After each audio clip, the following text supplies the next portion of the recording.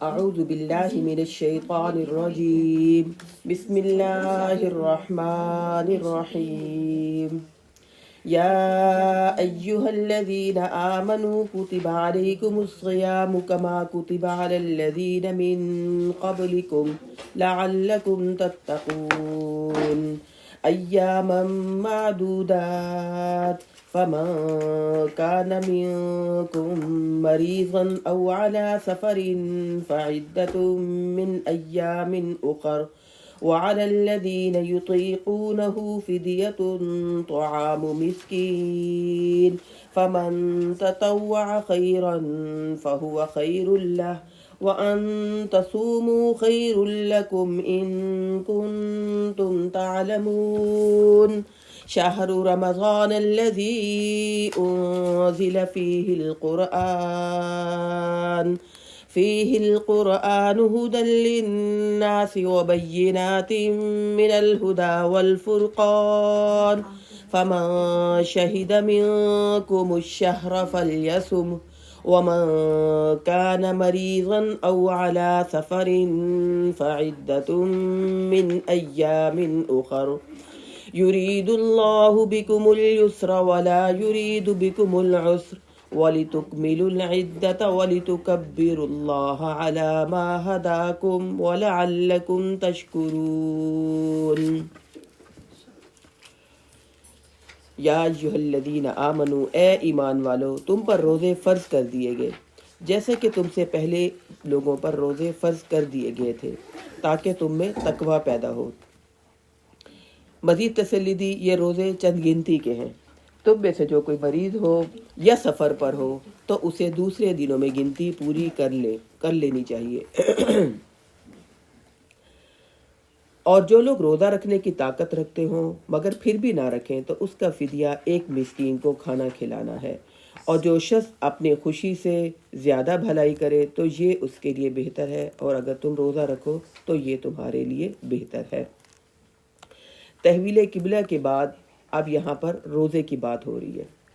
اس پارے کے اندر آپ دیکھیں گے تقوی کی بات بہت زیادہ آئے گی۔ ہر آیت کے بعد تقریباً اللہ تعالیٰ کہتے ہیں کہ اللہ سے ڈرو، یا پھر اللہ تعالیٰ کہتے ہیں کہ میں اس لیے یہ کام تمہیں کہہ رہا ہوں تاکہ تمہارے اندر تقوی پیدا ہو، یا پھر یہ آتا ہے کہ اللہ متقی لوگوں سے محبت کرتے ہیں۔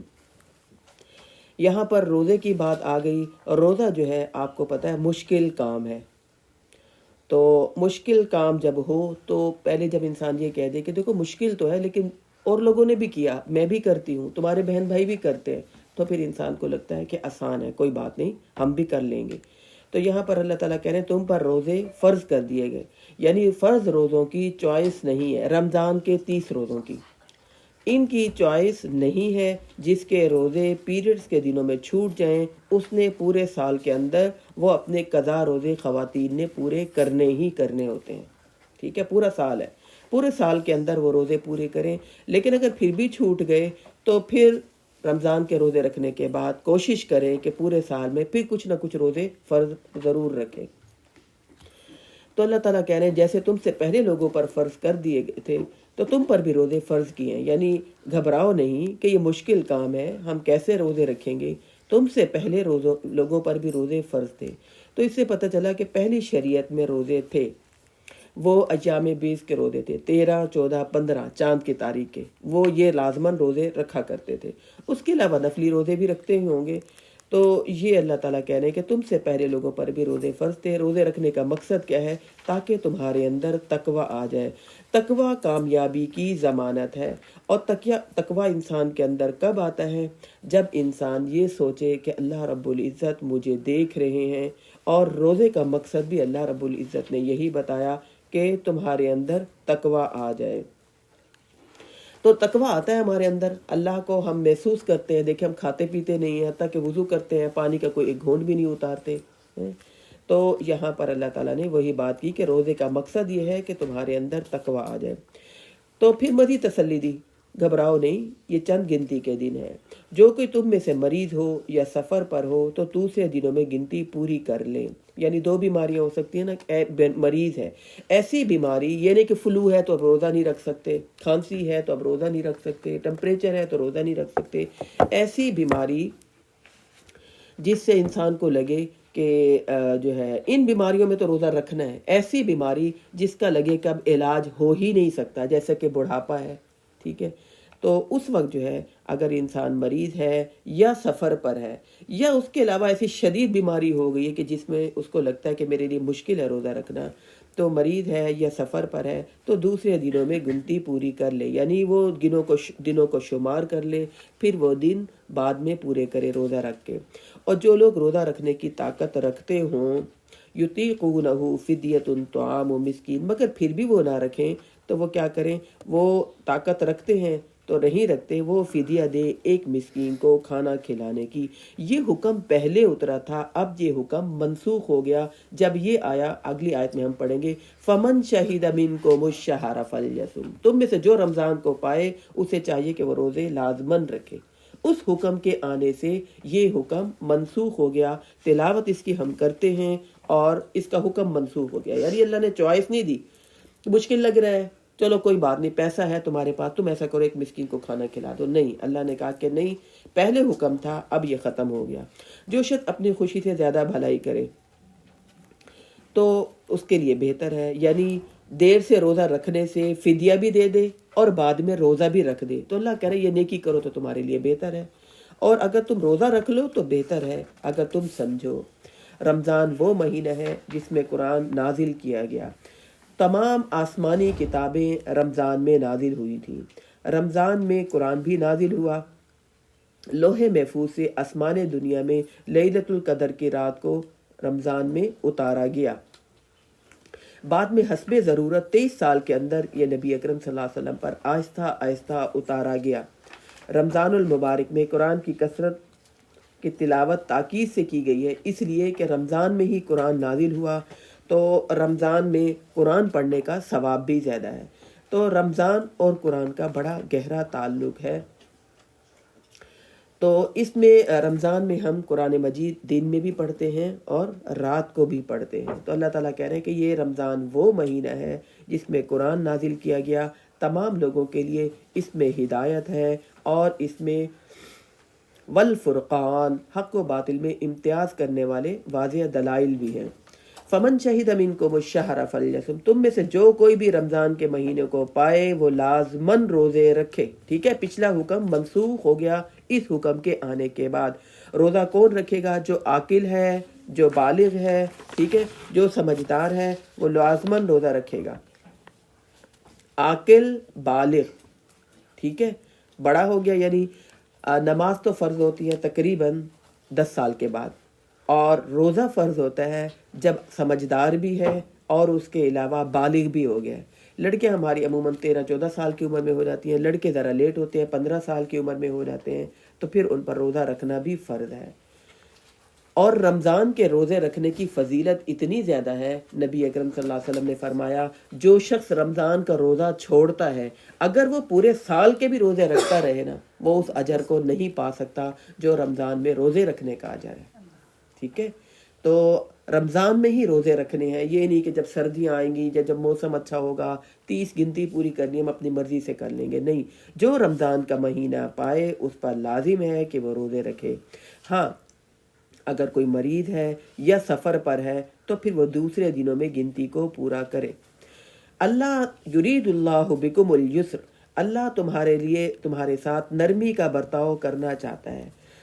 یعنی یہ جو روزے رکھے ہیں اللہ تعالیٰ نے ہمارے لیے کہ ہم روزہ رکھیں، نرمی کا برتاؤ کرنا چاہتے ہیں. ہماری صحت کے لیے لازمی تھا کہ ہم سال میں روزے رکھیں. اب غیر مسلموں نے تو ریسرچ کر لیا کہ بھئی اچھا ہوتا ہے سال میں، وہ تو بھوکے رہتے ہیں، فاقہ کرتے ہیں، ٹھیک ہے، کہ اندر کی باڈی کے لیے ضروری ہے. اللہ کہہ رہے کہ میں نے تمہارے لیے تمہاری صحت کے لحاظ سے نرمی والا معاملہ کیا. اور وَلَا يُرِيدُ بِكُمُ الْعُسْرَ، اللہ سختی کا معاملہ نہیں کرنا چاہتے. ایک تو اس کا مطلب یہ، دوسرا اس کا مطلب یہ ہے کہ صبح سحری کے بعد شام تک ہم روزہ رکھتے ہیں، اتنے ہماری باڈی برداشت کرتی ہے.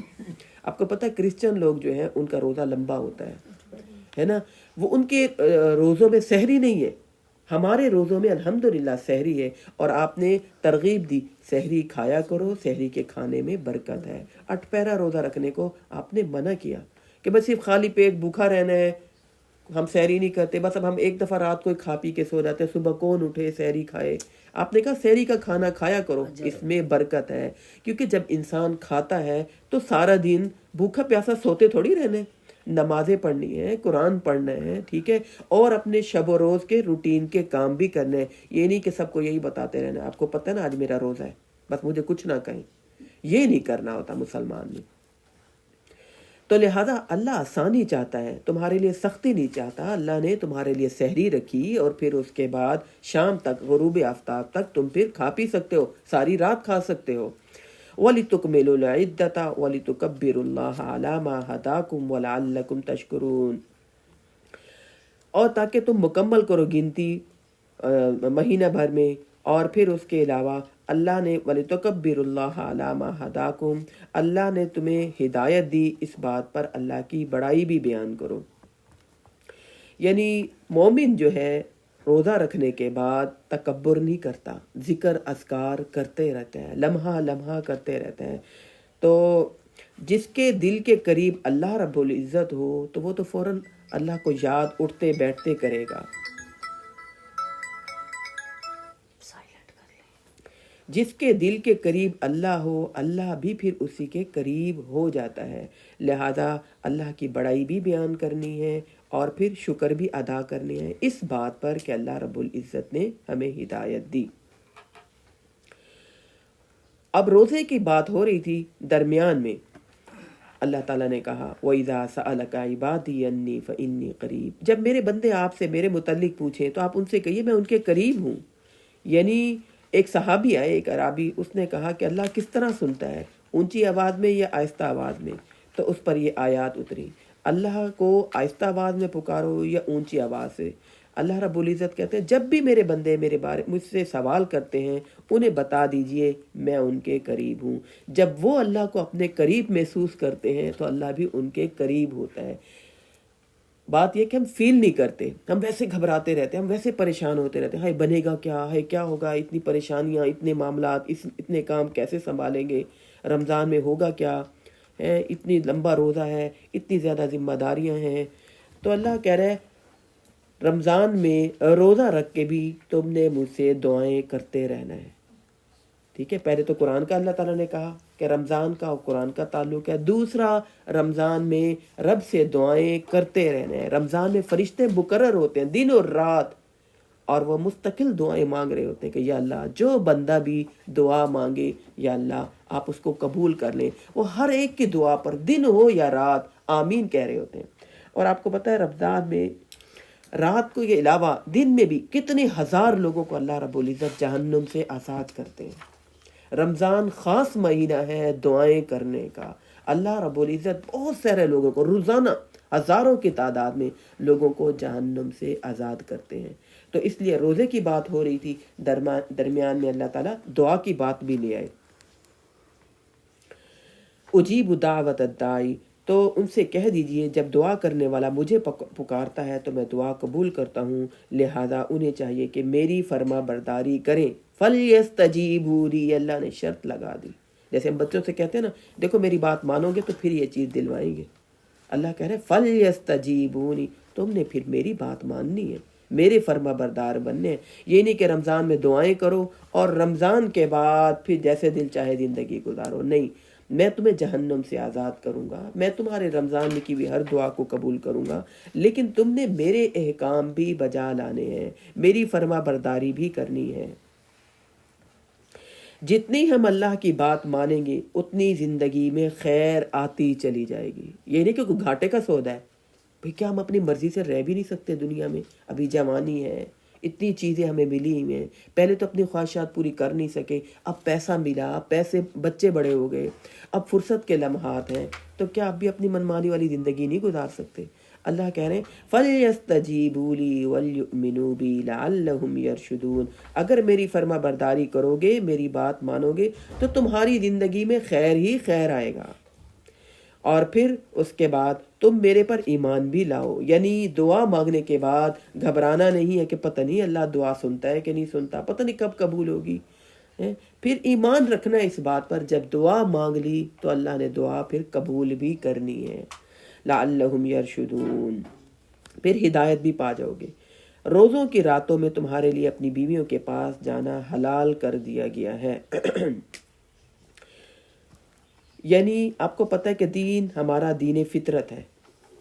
شروع میں یعنی روزے والی رات میں بیوی کے پاس واضح کوئی حکم نہیں آیا تھا کہ بیوی کے پاس جائیں کہ نہ جائیں، لیکن جب یہ مدینہ میں گئے تو مدینہ میں جانے کے بعد پھر اللہ تعالیٰ نے یہ واضح آیات اتار دی، کیونکہ دین ہمارا دین فطرت ہے۔ 30 دن ہے نا، 30 دنوں میں روزہ رکھنے کے ساتھ آپ نے اپنے ایمان کو بھی پاک صاف کرنا ہے۔ تو رات ہے آپ کے پاس، تو روزے کی حالت میں تو بیوی میاں تعلقات نہیں قائم کر سکتے، لیکن رات کے ٹائم چونکہ دین فطرت کے مطابق ہے، اللہ تعالیٰ نے حلال کر دیا۔ اور پھر اللہ نے کہا وہ ہن لباس لکم، تمہارے لیے وہ بھی لباس ہیں اور تم ان کے لباس ہو۔ لباس کیسے ہوتا ہے؟ میاں بیوی ایک دوسرے کے لباس ہے۔ لباس ہمیں موسم کے حالات سے بھی بچاتا ہے۔ لباس ہم پہنتے ہیں تو ہم خوبصورت ہو جاتے ہیں۔ لباس ہمارے تمام عیبوں کو چھپاتا ہے۔ میاں بیوی کا تعلق ایسا ہوتا ہے۔ میاں بیوی ایک دوسرے کے تمام عیبوں کو بھی چھپاتے ہیں۔ میاں بیوی کا تعلق اتنا پیارا تعلق ہے کہ ان کی زندگی اگر پرسکون گزارے تو بہت خوبصورت ہو جاتی ہے۔ اور میاں بیوی ایک دوسرے کے عیبوں کو بھی چھپاتے ہیں، جیسا کہ لباس ہمارے جسم کے عیبوں کو چھپاتا ہے۔ اللہ کو معلوم ہے کہ تم اپنے آپ سے خیانت کر رہے تھے، یعنی کبھی رات کو تعلق قائم کر لیتے، کبھی سوچتے کہ کریں کہ نہ کریں۔ تو اللہ کہہ رہا ہے ہم جانتے تھے اس بات کو کہ تم سے یہ کمزوری ہو رہی تھی، تو اللہ نے تم پر مہربانی کر دی اور تمہارے قصور کو معاف کر دیا۔ عیسائیوں کے مذہب میں ہے نا کہ ان کی خواتین رہبانیت اختیار کر لیتی ہیں کہ ہم نے شادی کرنی نہیں، ہم نے کسی مرد سے تعلق نہیں قائم کرنا۔ پھر ہوا کیا کہ پھر ان سے گمراہی والے کام ہونا شروع ہو گئے۔ تو ہمارا دین چونکہ فطرت کے مطابق ہے، تو اللہ تعالیٰ کہہ رہے ہیں کہ تم یہ خیانت نہ کرو، تم رات کو تعلق قائم کر سکتے ہو، پچھلا جو ہو گیا سو ہو گیا، اللہ نے تمہارے تمام قصور معاف کر دیے، اب تم ان سے مباشرت کر سکتے ہو۔ جو کچھ اللہ نے تمہارے لیے مقرر کر رکھا ہے اسے طلب کرو، اور وَكُلُوا وَاشْرَبُوا حَتَّى يَتَبَيَّنَ لَكُمُ الْخَيْطُ الْأَبْيَضُ مِنَ الْخَيْطِ الْأَسْوَدِ مِنَ الْفَجْرِ، اور فجر کے وقت جب تک سفید دھاری کالی دھاری سے واضح طور پر نمایاں نہ ہو جائے کھاؤ پیو، پھر رات تک روزے کو پورا کرو۔ یہاں پر اس وقت تو الارم نہیں ہوتے تھے، گھڑیاں نہیں ہوتی تھی، ٹھیک ہے؟ تو اللہ تعالیٰ کہہ رہے ہیں کہ جب سفید دھاری نمایاں ہونا شروع ہو جائے تب تک تم کھا پی سکتے ہو۔ ہمارے یہاں اذانیں ہوتی ہیں، ہمیں ٹائم کا شیڈیول بھی مل جاتا ہے روزے کا، ٹھیک ہے؟ تو نبی اکرم صلی اللہ علیہ وسلم کے بارے میں آتا ہے کہ آپ کے ہاتھ میں جو برتن ہوتا تھا، اگر آپ دودھ پی رہے ہیں، اگر آپ کچھ کھا رہے ہیں، تو جو آپ کے ہاتھ میں برتن ہوتا تھا، حضرت بلال اگر اذان بھی دینا شروع کر دیتے تھے تو وہ آپ کھانا پورا کرتے تھے، ٹھیک ہے؟ تو سحری کے وقت ایسے نہیں کہ ہم دیر سے اٹھے ہیں، روٹین تو نہیں بنانی چاہیے۔ اگر ہم دیر سے اٹھے ہیں تو ہم کوئی بھی لیکوڈ چیز پی رہے ہیں، دودھ پی رہے ہیں، چائے پی رہے ہیں، جو ہمارے ہاتھ میں برتن ہے، اذانیں ہو رہی ہیں، تو ہم اس چیز کو پورا کر سکتے ہیں، ٹھیک ہے؟ یہ تو پورا ایگزیکٹ ٹائم اب ہمارے پاس آیا نا گھڑیوں کی صورت میں، اس وقت تو نہیں تھا، اندازے سے روزہ رکھا کرتے تھے۔ یہ سختی نہیں ہے کہ پہلی اذان شروع ہو اور ہم سب کچھ اپنا ایسے رکھ دیں کہ بھئی اب ہم نہیں کھا سکتے۔ کھا سکتے ہیں، روٹین نہ بنائیں، آپ اٹھیں، اہتمام کریں کہ کتنی دیر میں آپ سحری کر سکتے ہیں، کتنی دیر میں آپ بنا سکتے ہیں، تسلی سے بنائیں، اپنے سحری کھائیں، سحری کے کھانا کھایا کرو۔ اس میں نبی اکرم صلی اللہ علیہ وسلم نے فرمایا سحری کے کھانے میں برکت ہے، یعنی جب ہم وہ کھا لیتے ہیں تو پورے دن ہمیں انرجی ملتی ہے۔ تو اذان شروع بھی ہو جائے تو جو آپ کے ہاتھ میں ہے وہ آپ کھا پی لیں، پھر اپنے روزے کو رات تک پورا کرو۔ اور تم وَلَا تُبَاشِرُوهُنَّ وَأَنْتُمْ عَاكِفُونَ فِي الْمَسَاجِدِ، اگر تم مسجدوں میں اعتکاف بیٹھے ہو تو اس حال میں ان سے مباشرت رات کے ٹائم بھی نہیں کر سکتے۔ گھروں میں اجازت تھی، ٹھیک ہے؟ تو رمضان کے 10 دن جو آخری عشرہ ہوتا ہے جس میں اعتکاف ہم بیٹھتے ہیں، مرد ہوں یا عورتیں، تو اللہ تعالیٰ کہہ رہے ہیں اس میں میاں بیوی تعلق نہیں قائم کر سکتے۔ یہ اللہ کی حدود ہیں اور تم ان کے قریب بھی نہ پھٹکو، یعنی اللہ کی ان حدودوں کو نہ توڑا کرو۔ اسی طرح اللہ تعالیٰ اپنے احکام کھول کھول کر بیان کرتا ہے تاکہ متقی ہو جائیں۔ روزہ بھوکا رکھنے کا نام نہیں ہے۔ روزہ کس چیز کا نام ہے؟ اپنے نفس کو کنٹرول کرنا۔ روزہ اپنے آپ کو اللہ کی فرما برداری کی عادت ڈالنے کا نام ہے۔ تو روزہ جو ہے انسان کو مشکل لگتا ہے، لیکن اللہ تعالیٰ نے پورا رکوع اتار دیا کہ مشکل کام بھی یہ آسان ہو جائے۔ وَلَا تَأْكُلُوا أَمْوَالَكُمْ بَيْنَكُمْ بِالْبَاطِلِ وَتُدْلُوا بِهَا إِلَى الْحُكَّامِ، اور آپس میں ایک دوسرے کا مال باطل طریقے سے نہ کھایا کرو۔ اس پارے کے پہلے رکوع میں جو ہماری کل کی کلاس تھی اس میں ہم نے کھانے پینے کی باتیں بہت زیادہ پڑھی، اللہ تعالیٰ نے بتایا یہ حرام ہے یہ حلال ہے، تو اسی حوالے سے اللہ تعالیٰ یہاں پر پھر مزید ہمیں بتا رہے کہ آپس میں کھانے پینے کے معاملے میں ایک دوسرے کا مال تم نے باطل طریقے سے یعنی غلط طریقے سے نہیں کھانا۔ غلط طریقے سے ہمارے ہاں کیسی چیز مال دوسرے کا کھاتے ہیں، اگر کسی سے ہم نے ادھار چیز لی ہے تو ہم واپس ہی نہیں کر رہے، باطل طریقے سے اس کا مال ہم نے ضبط کیا ہوا ہے، یا کسی بھی طریقے سے بلیک میل کرنا دوسرے کو، یا چیزوں کو چھپا لینا، ٹھیک ہے، جب بالکل چیزیں چھپ جائیں، معاشرے میں فاقے کی نوبت آ جائے تو پھر ہم نکالیں کہ بھئی دوسروں سے ہم زیادہ مال بٹور سکیں گے۔ جھوٹ بولنا، جھوٹ بول کے لوگوں سے مال نکلوانا، سفارش کر کے، رشوت کر کے، ناجائز کسی کے مال پر قبضہ کر کے، چوری کر کے، زکوٰۃ نہ دے کر، صدقات خیرات نہ کر کے، اللہ تعالیٰ کہہ رہے ہیں دوسرے کا مال باطل طریقے سے مت کھایا کرو۔ آج ہمارے معاشرے میں باطل طریقے سے بہت مال کھایا جاتا ہے، بیٹیوں کو وراثت میں مال نہیں دیا جاتا، حق نہیں دیا جاتا، تو دوسروں کا مال باطل طریقے سے نہیں کھانا۔ جس کسی نے بھی کسی مسلمان نے ایک لقمہ بھی حرام طریقے سے کھایا، اللہ تعالیٰ اسے قیامت والے دن جہنم کا اتنے ہی لقمے کھلائیں گے۔ یہ وراثت اللہ نے بنائی ہے نا، 4 بھائی ہیں تو وہ 5 مرلے کا گھر ہے وہ آپس میں ڈیوائیڈ کر لیتے، وہ کہتے ہیں 2 بہنوں کو کیا حصہ دیں، لہذا جہیز دے دیا تھا، ختم۔ اللہ نے وراثت کے حقوق بتائے ہیں، تو دوسروں کا مال غلط طریقے سے باطل طریقے سے نہیں کھانا، اور پھر وَتُتْلُوا بِهَا إِلَى الْحُكَّامِ، اور نہ ہی پہنچاؤ اس غرض سے حکام کی طرف لے جاؤ تاکہ دوسرے کا مال کا کچھ حصہ نہ ہے طریقے سے تم ہضم کر لو گے، یعنی کوئی نہ کوئی پریشر ڈال کے کیس لے کر جانا عدالت میں اور کیس کرنا، اور اگلے کو بات نہیں کرنی آتی تو پھر کوئی نہ کوئی جج فیصلہ کر دے اور پھر ہم بڑے خوش ہو جائیں کہ بھئی چلو بھئی ہمیں ہمارا مال مل گیا اور اس کا جو ہے نا حق ختم ہو گیا۔ اللہ کہہ رہے یہ گناہ ہے، وَأَنْتُمْ تَعْلَمُونَ، اور تمہیں اس بات کا اچھی طرح علم بھی ہوتا ہے۔ آپ سے چاند کے بارے میں سوال کرتے ہیں، یسألونک عن الأہلہ، آپ ان سے کہیے یہ لوگوں کے اوقات اور حج معلوم کرنے کے لیے یہ ہے۔ چاند گھٹ رہا ہوتا تھا، یعنی عربوں میں یہ بات ہوتی تھی اور وہ سمجھتے تھے کہ جب چاند گھٹ رہا ہے نا، کم ہو رہا ہے، چاند کے آخری دن ہے، وہ کہتے تھے اب یہ بڑے منحوس دن ہوں گے، اور جب چاند مکمل ہوتا تھا، پورا ہوتا تھا، کہتے تھے اب یہ بڑے اچھے دن ہیں، خوشی کے دن ہے، جبکہ کوئی دن نہ منحوس ہوتا ہے، نہ کوئی ٹائم منحوس ہوتا ہے، نہ کوئی جگہ منحوس ہوتی ہے، نہ کوئی انسان منحوس ہوتا ہے۔ ہاں، نحوست والے کام گناہ کے کام ہوتے ہیں، ٹھیک ہے، برے کام ہوتے ہیں، نہ کوئی دن منحوس ہے، نہ ہی سورج چاند ستارے یہ کوئی منحوس ہے۔ یہ تو ایک قدرتی کیلنڈر ہے جس سے ہم حج اور عیدین کے ٹائم اور روزوں کا تعین کرتے ہیں۔ آپ کو پتہ نا ہمارا یعنی جتنی بھی یہ عبادت ہے، ہماری نمازیں سورج کے ساتھ ہے، ٹھیک ہے، اور ہمارے روزے حج، ٹھیک ہے، اور یہ قدرتی کیلنڈر ہے، اس سے ہماری عیدین، حج اور حج کا ٹائم اور روزوں کا ٹائم اس سے متعین ہوتا ہے۔ وَلَيْسَ الْبِرَّ بِأَن تَأْتُوا الْبُيُوتَ مِن ظُهُورِهَا، یہاں پر اللہ تعالیٰ ان کی ایک اور برائی کا تذکرہ کر رہے ہیں، کفار مکہ کی۔ ان کے اندر یہ برائی ہوتی تھی کہ جب وہ احرام باندھ لیتے تھے نا، احرام باندھنے کے بعد پھر وہ یہ کرتے تھے کہ اپنے گھر کے سیدھی طرف سے دروازے سے نہیں آتے تھے، کہتے تھے اب تو احرام باندھ لیا ہے، اب گھر میں کیسے جائیں، وہ یہ کرتے تھے دیواریں پھلانگ کے نا پیچھے سے آتے تھے۔ اللہ نے ان کے اس غلط کام کی، ان کے اس غلط خیال کی تردید کی۔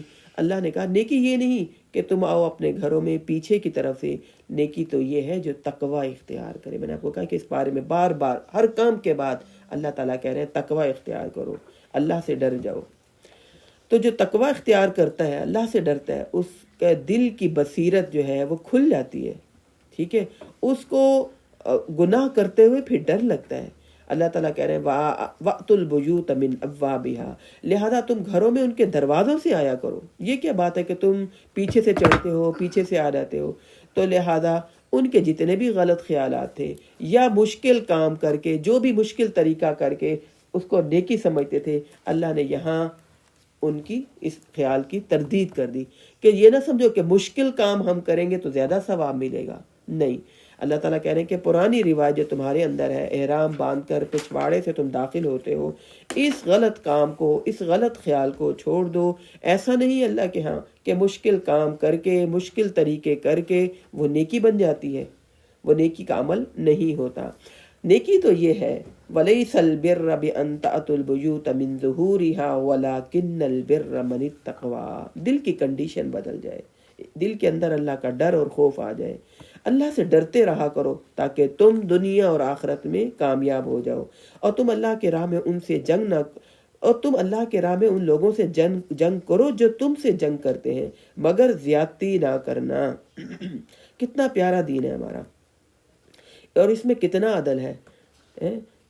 کہا کہ تم زیادتی نہ کرنا، ذاتی مفاد کے لیے بھی دوسرے کے اوپر اپنی طاقت ہونے کے باوجود زیادتی نہیں کر سکتے۔ ہاں اگر تمہارے ساتھ کوئی ظلم و زیادتی والا معاملہ کرتا ہے تو پھر تم اس پر اتنا ہی ظلم اور زیادتی کر سکتے ہو۔ بے شک اللہ محبت کرنے، بے شک اللہ انصاف کرنے والوں کو، زیادتی کرنے والوں کو پسند نہیں کرتا۔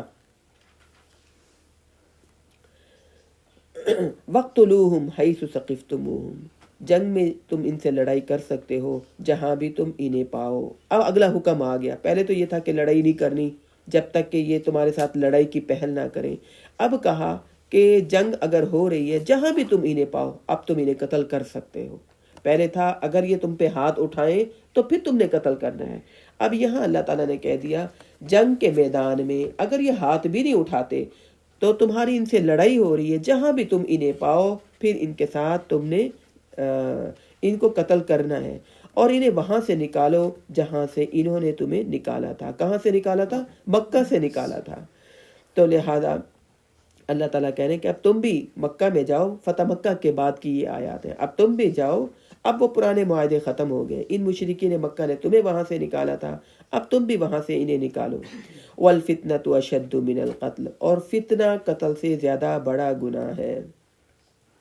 فتنہ کیا تھا کہ وہ لوگ مکے میں رہتے ہوئے، جتنے بھی لوگ رہتے تھے انہیں دین پر عمل نہیں کرنے دیتے تھے، انہیں حج عمرہ نہیں کرنے دیتے تھے، انہیں طواف نہیں کرنے دیتے تھے، انہیں نمازیں نہیں پڑھنے دیتے تھے۔ اس لیے اللہ نے کہا یہ جو فتنے پھیلاتے ہیں، یہ جو لوگوں کو اذیت دیتے ہیں، اب تم جاؤ، فتنے سے زیادہ فتنہ یہ پھیلا رہے ہیں، فتنہ قتل سے بھی زیادہ بڑا گناہ ہے، اب ان کو قتل کرو۔ اب انہوں نے مذاق بنانا شروع کر دیا، کیسے مسلمان ہیں، جانوں کو ختم کر رہے ہیں، قتل کر رہے ہیں۔ اللہ نے اس بات کا جواب دے دیا کہ دیکھو پرانے معاہدے ختم، انہوں نے تمہیں نکالا تھا اب تم بھی نکالو، اور یہ جو فتنے پھیلا رہے ہیں نا، نیکی کا عمل نہیں کرنے دیتے ہے نا، ہر وقت جان پر سوار رہتے ہیں، نمازیں بیت اللہ میں آ کر نہیں پڑھنے دیتے، تو قتل کرو۔ فتنہ قتل سے بھی زیادہ بڑا گناہ ہے، جو دین میں آگے نہیں آنے دے رہے وہ فتنہ زیادہ بڑا گناہ ہے۔ اور مسجد حرام کے قریب ان سے جنگ نہ کرو مگر یہ کہ حتیٰ یقاتلوکم فی، وہ اس میں اگر تم سے لڑائی کرنا شروع کر دیں۔ ہمارا اسلام بڑا پرامن دین ہے، اگر ظلم ہو تو پھر بدلہ لے سکتے ہیں، اور پھر اس کے لیے کوئی بھی جگہ ہو اگر وہ آپ پر زیادتی کرتے ہیں، حرم میں بھی زیادتی کر رہے ہیں تو پھر آپ بدلہ لے سکتے ہیں۔ عیسائیوں کے مذہب میں یہ ہے کہ اگر کوئی آپ کے منہ پر ایک تھپڑ مارے، آپ نے کیا کرنا ہے؟ آپ نے ہاتھ نہیں اٹھانا، آپ نے دوسرا کر دینا ہے۔ ہمارا دین کہتا ہے نہیں، اتنے تم بدھو نہیں ہو، اتنے تم بے وقوف نہیں ہو، آپ کو آخری دین دے کر بھیجا گیا ہے، تم تو امت وسط ہو، تم نے قیامت تک تمام لوگوں کو تک دین کی بات پہنچانی ہے، بنی اسرائیل کے لوگوں تک پہنچانی ہے، سب تک پہنچانی ہے۔ اگر یہ تمہارے ساتھ زیادتی کریں، ظلم کریں، ناانصافی والا معاملہ کریں، تم بدلہ لو ان سے۔ تم نے دین غالب کرنا ہے، اپنے عمل سے بھی، اپنے قول سے بھی، اپنے فعل سے بھی۔ لہذا اگر انہیں مسجد حرام کے قریب پاؤ اور یہ تم پر ظلم و زیادتی کریں، ویسے تو آپ کو پتہ ہے مسجد حرام میں کسی کو قتل نہیں کر سکتے، مار نہیں سکتے، زیادتی نہیں کر سکتے، سب امن میں ہوتے ہیں وہاں پر۔ تو یہاں پر اللہ تعالیٰ نے اجازت دے دی کہ بدلہ لینے میں حرم ہو یا کوئی اور جگہ ہو، اگر یہ تمہارے ساتھ زیادتی والا معاملہ کریں تو مسلمان پھر بدلہ لے سکتا ہے، پھر تم انہیں قتل کرو۔ ایسے کافروں کی یہی سزا ہے۔ پھر اگر یہ بات آ جائے تو بے شک اللہ بڑا بخشنے والا اور بہت رحم کرنے والا ہے۔ اور ان سے جنگ کرو یہاں تک کہ فتنہ باقی نہ رہے، یعنی فتنہ ختم کرنے کے لیے جو یہ تبلیغ دین میں روڑے اٹکاتے ہیں، نماز پڑھنے میں، اذان دینے میں، تو پھر ان کے ساتھ تم لڑائی کرو حتیٰ کہ امن قائم ہو جائے۔ اذانیں دے سکو، کھلم کھلا نماز پڑھ سکو، عورت کھلم کھلا پردہ کر کے باہر نکل سکے، کوئی ان کی غلط سختی نہ ہو، کوئی غلط پابندی نہ ہو. تو لہذا دین کی تبلیغ میں جتنے بھی یہ طاقتیں ہیں ان کے خلاف تم ان سے قتل کر سکتے ہو. وَيَكُونَ الدِّينُ لِلَّهِ، اور دین اللہ کے لیے ہو جائے. تب تک لڑنا ہے، ان سے بدلہ لینا ہے. مسلمان جھکتا نہیں ہے، مسلمان کبھی بکتا نہیں ہے. ٹھیک ہے، مسلمان اپنے دین ایمان کے بھروسے پر اللہ پر یقین کرتے ہوئے، اللہ پر یقین رکھتے ہوئے غیر مسلموں کے ساتھ لڑتا ہے. اگر وہ اسلام کا مذاق اڑائے، اگر وہ مسلمانوں کو تکلیف دے، تو پھر مسلمان اپنا تلوار، اپنا ہاتھ جہاد کرتا ہے، اپنا اٹھاتا ہے. تو لہذا اگر یہ ظلم و زیادتی سے باز آ جائیں، شرک چھوڑ دیں اور پھر اس کے علاوہ جزیہ دیں، تو پھر تم ان کے ساتھ زیادتی نہیں کر سکتے. تو یہاں تک اللہ تعالیٰ نے بات کی کہ دوسرے کا مال غلط طریقے سے نہیں کھانا، اور چاند کے بارے میں بتایا کہ یہ جو ان کے غلط خیال ہیں وہ بھی سب کے سب تردید اللہ تعالیٰ نے کر دی کہ یہ ان کے جھوٹے خیالات ہیں، ان کی کوئی ویلیو نہیں ہے. اس کے بعد پھر آگے اللہ تعالیٰ نے بتایا کہ تقویٰ کیا ہے. تقویٰ یہ ہے کہ اللہ سے ڈرے اور صحیح کام کرے. الٹے پلٹے کام کرنا تقویٰ نہیں. پھر اس کے بعد پھر آگے اللہ تعالیٰ نے کہا کہ ان کے ساتھ، ان کے اندر تو چونکہ ایمان نہیں ہے، دین نہیں ہے، یہ اللہ سے نہیں ڈرتے، اگر یہ تمہارے ساتھ زیادتی کرے تو تم ان سے بدلہ لو. ٹھیک ہے. اس کے بعد پھر آگے اللہ تعالیٰ کہہ رہے ہیں ماہ حرام میں، یعنی حرمت والے مہینے، آپ کو پتہ 4 ہے نا حرمت والے مہینے، 3 تو اکٹھے آتے ہیں نا، ذیقعد، ذی الحج، محرم، یہ 3 مہینے اکٹھے آتے ہیں، اور ایک مہینہ رجب کا مہینہ درمیان میں آتا ہے. 3 مہینے حرمت والے جو تھے اس میں کوئی لڑائی نہیں کرنی ہوتی. ان کے یعنی شروع سے یہ اصول تھا کہ ان مہینوں میں کوئی لڑائی جھگڑا، قتل و غارت ایسا کام نہیں کرنا. اس میں تاکہ اس وقت تو ایسے ہوائی جہاز والے اتنے بہترین سفر کرنے کا انتظام نہیں ہوتا تھا، تو تاکہ جو لوگ حج کرنے کے لیے لمبے لمبے سفر ہوتے تھے، ان کے ایک مہینہ لگ جاتا تھا انہیں پہنچنے میں، تو جو لوگ حج کرنے کے لیے آئیں وہ پرسکون طریقے سے حج کر لیں. اور رجب کے مہینے میں عموماً وہ لوگ عمرہ کیا کرتے تھے، تو ان کے ہاں یہ دستور چلا آ رہا تھا. تو وہی بات اللہ تعالیٰ نے کہی کہ حرمت والے مہینے بشہر الحرام، حرمت والے مہینوں میں ہی ہوں گے. اب یہ کرتے یہ تھے کہ ڈنڈی مارنے کی تو انہیں عادت تھی، ہے نا. اگر لڑائی چل رہی ہے یا موسم صحیح ہے یا ان کی صحتیں صحیح ہے یا ان کو غصہ زیادہ ہے، تو یہ حرمت والے مہینے نا آگے پیچھے کر دیتے تھے.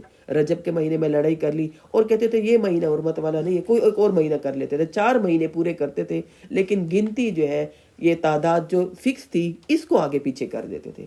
اللہ تعالیٰ نے یہاں ان کی اس غلط خیال، اس غلط طریقے کی بھی تردید کر دی کہ دیکھو حرمت والے مہینوں میں ہی ہوں گے. ان کا احترام جو ہے انہی مہینوں میں کیا جائے گا. والحرمات قصاص، اور تمام حرمتوں میں بھی یہی صورت ہوگی. پھر جو کوئی تم میں سے زیادتی کرے تو تم بھی اس پر اتنی ہی زیادتی کر سکتے ہو جتنی اس نے تم پر زیادتی کی. اور اللہ سے ڈرتے رہو. پھر آ گیا واتقوا اللہ، اللہ سے ڈرتے رہو اور خوب جان لو بے شک اللہ متقی لوگوں کے ساتھ ہے. ہوا یہ کہ نبی اکرم صلی اللہ علیہ وسلم نے ایک قافلہ بھیجا، تو جب وہ صحابہ کرام گئے تو وہ سمجھے ابھی رجب کا مہینہ شروع نہیں ہوا، تو رجب کی پہلی تاریخ شروع ہو چکی تھی. تو جب وہ کچھ لوگوں کو پکڑ کے لائے تو ایک شخص ان سے قتل ہو گیا. اب جب وہ قتل ہوا تو انہوں نے بڑا ایشو بنا دیا. آپ کو پتہ ہے دیندار لوگوں کی کسی بھی ذرا سی کوئی پوائنٹ مل جائے تو وہ لوگ جو اعتراض کرنے والے ہوتے ہیں، عذر پکڑنے والے ہوتے ہیں، وہ بڑا ایشو بناتے ہیں. انہوں نے کہا لو بھائی یہ کیا انہوں نے کر دیا، ہم تو آگے پیچھے کرتے تھے حرمت والے مہینے، اب انہوں نے بھی حرمت والے مہینے کا خیال نہیں رکھا، قتل کر دیا.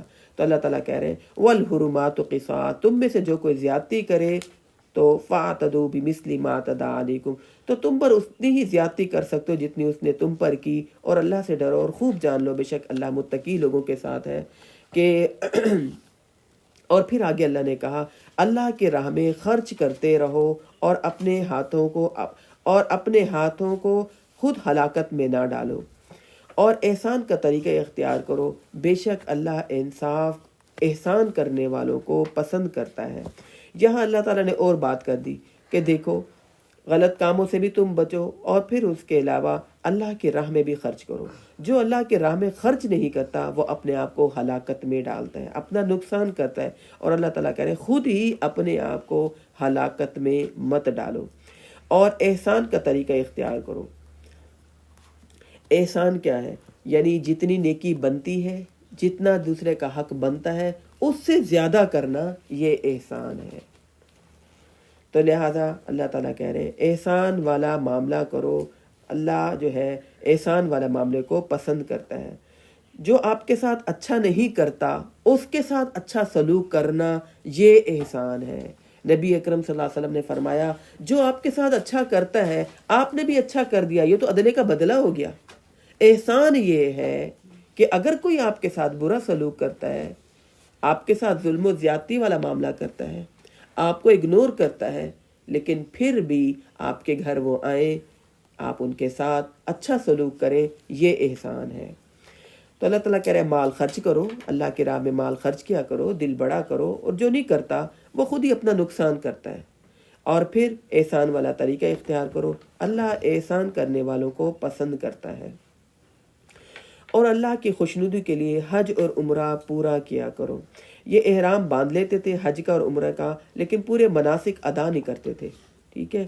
تو یعنی دوبارہ حرم میں نہیں جاتے تھے، بس مینا سے ہی واپس اپنے گھروں کو چلے جاتے تھے، عرفات کے میدان میں گئے، مینا میں گئے، اور واپس حرم میں نہیں آتے تھے۔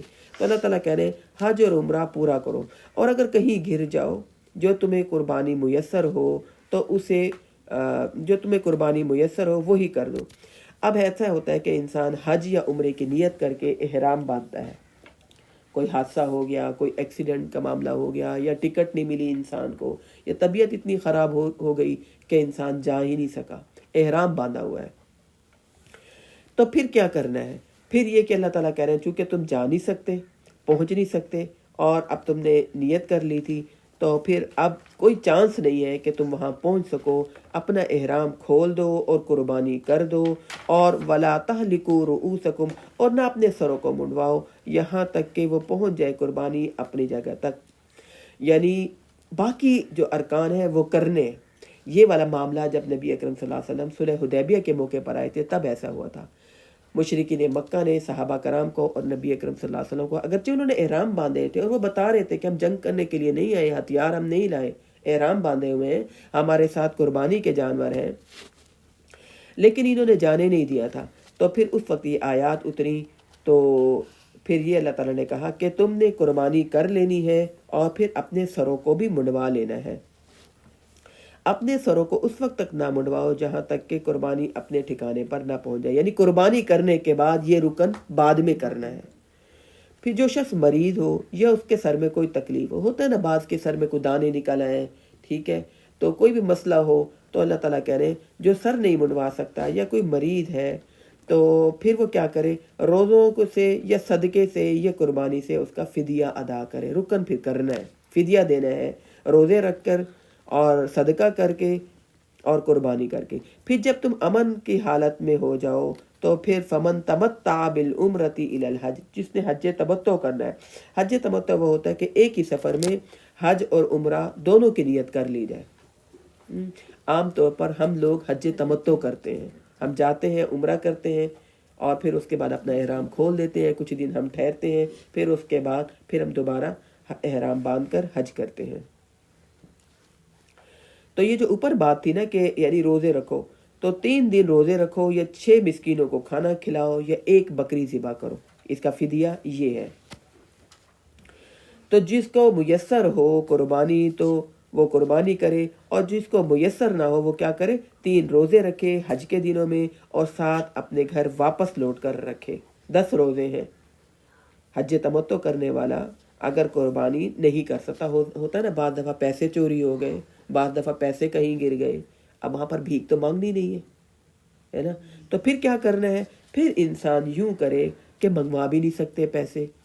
اب یہ ہے کہ پھر وہاں پر 3 روزے رکھیں حج کے دنوں میں۔ دین ہمارا کتنا نرمی، آسانی اور سہولت والا دین ہے، فوراً ہماری رہنمائی کرتا ہے کہ یوں نہیں کر سکتے تو یوں کرو۔ تو 3 روزے حج کے دنوں میں رکھو اور 7 گھر واپس جا کر رکھو، یہ کل 10 روزے ہو جائیں گے۔ یہ حکم ان لوگوں کے لیے ہے جو مسجد حرام کے باشندے نہ ہوں، یعنی مکہ میں رہنے والے نہ ہوں، اور اللہ کی احکام کی خلاف ورزی سے بچو اور جان لو بے شک اللہ پھر سخت سزا دینے والا ہے۔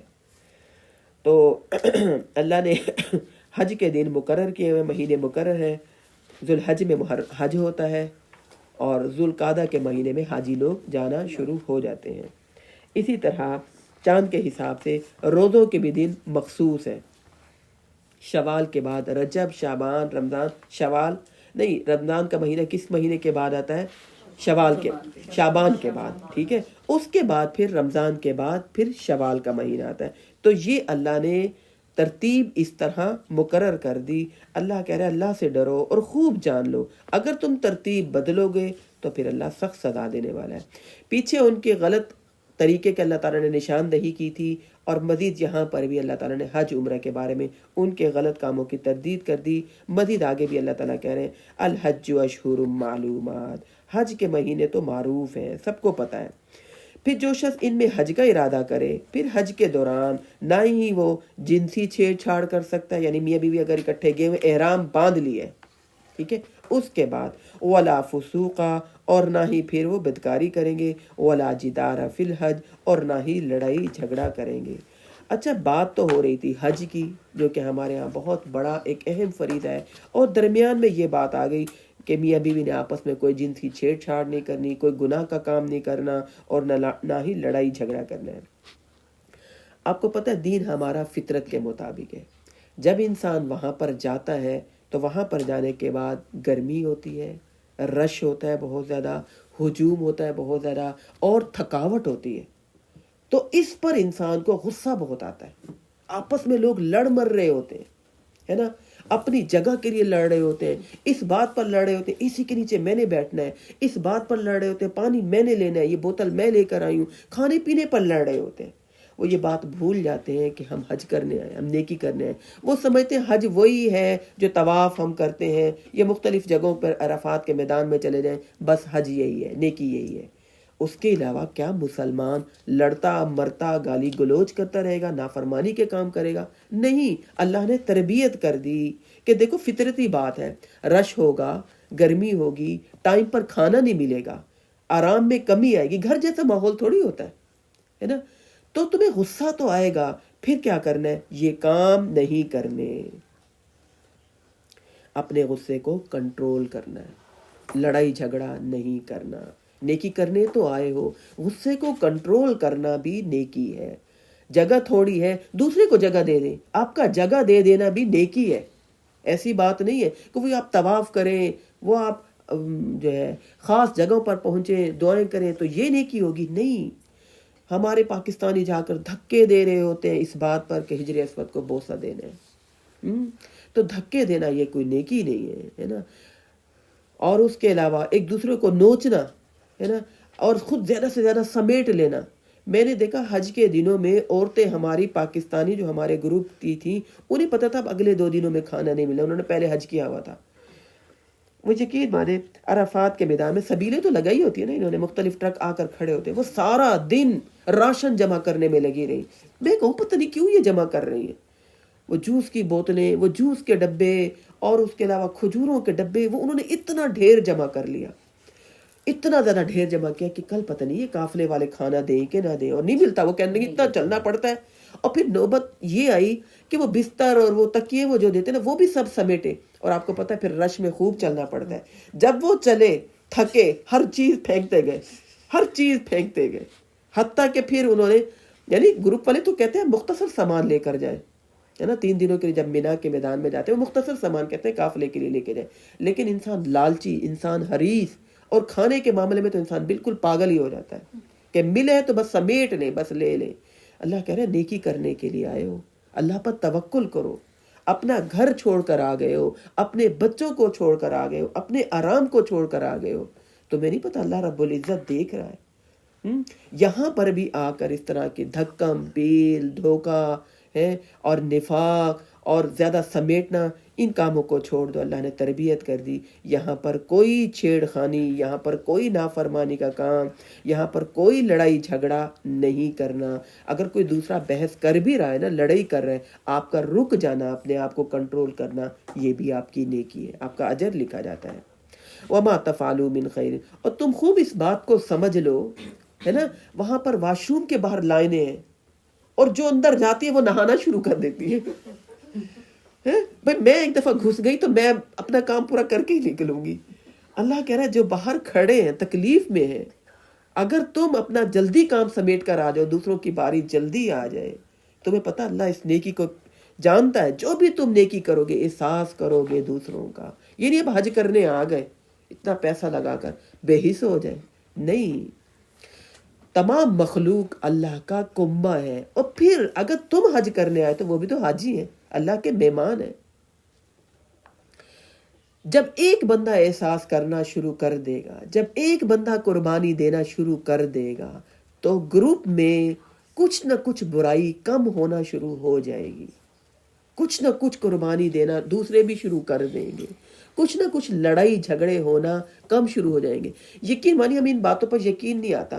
کبھی بھی کسی شادی پر دیکھ لیں، سب نے کھایا پیا ہوتا ہے اور اتنا ڈھیر پڑا ہوتا ہے، مل جانا ہوتا ہے سب کو، ہے نا. سب ہی اٹھ کے کہتے ہیں ہم ہی سب سے پہلے نکالیں اور ہمیں سب سے زیادہ مل جائے. یہ ہم جلد باز بھی ہیں، ہم حریص بھی ہیں، اور ہم خیر کو چاہتے ہیں ہمیں جلدی مل جائے. تو اللہ کہہ رہا ہے دیکھو حج کرنے کے لیے آئے ہو، یہاں پر لڑائی جھگڑے نہ کیا کرو.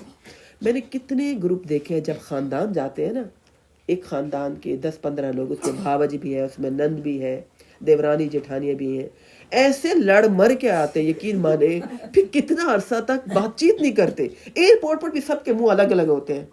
میں آب زمزم بھر کر آئی، اس نے میرا اٹھا کے پی لیا، اس نے میرے کھانے کا احساس نہیں کیا، اس نے مجھے کھانا نہیں دیا. ایک چھری پر لڑائیاں ہو رہی تھیں، یقین مانے میں نے گروپ کو دیکھا وہ چھریوں پر لڑے. یہ تو چھری میری تھی، اس نے کیوں لے لی؟ تو وہاں جانے کے بعد یہ جو چھوٹی چھوٹی باتیں نا، حج پر جانے کے بعد بڑی قربانیاں دینی پڑتی ہیں. وَتَزَوَّدُوا فَإِنَّ خَيْرَ الزَّادِ التَّقْوَىٰ، اور اللہ تعالیٰ کہتے ہیں زاد راہ لے لیا کرو، اور بہترین زاد راہ جو ہے وہ تقویٰ ہے. اور اللہ سے ڈرو اے عقل والو. یعنی یمن والے یہ کرتے تھے کہ ہم تو جو ہے نا حج کرنے کے لیے جا رہے ہیں نا، وہاں پر اللہ پر توکل کر کے جا رہے ہیں، اللہ کھلا دے گا، اللہ پلا دے گا، اللہ پہنا دے گا. اللہ کہہ رہا ہے اپنا زاد راہ، اپنی ضرورت کی چیزیں لے کر جایا کرو، وہاں پر فقیر نہ بنا کرو، وہاں پر بھیک نہ مانگا کرو، ٹھیک ہے نا. اللہ کھلاتا بھی ہے وہاں پر دعائیں بھی قبول ہوتی ہیں، گم ہوئی چیز بھی مل جاتی ہے، وہاں کی برکات ہیں. لیکن تم انتظام کر کے جاؤ، یہ نہیں کہ توکل ایسا کرو کہ سب کچھ چھوڑ چھاڑ دو اور اللہ ہی سب کچھ کرا دے گا. وَتَزَوَّدُوا، زاد راہ لے لیا کرو، اور بہترین زاد راہ تو تقویٰ ہے. میں نے یہ بھی دیکھا وہاں پر خواتین میچنگ کے بیگ بھی لے کر آئی ہوئی تھی، ہے نا.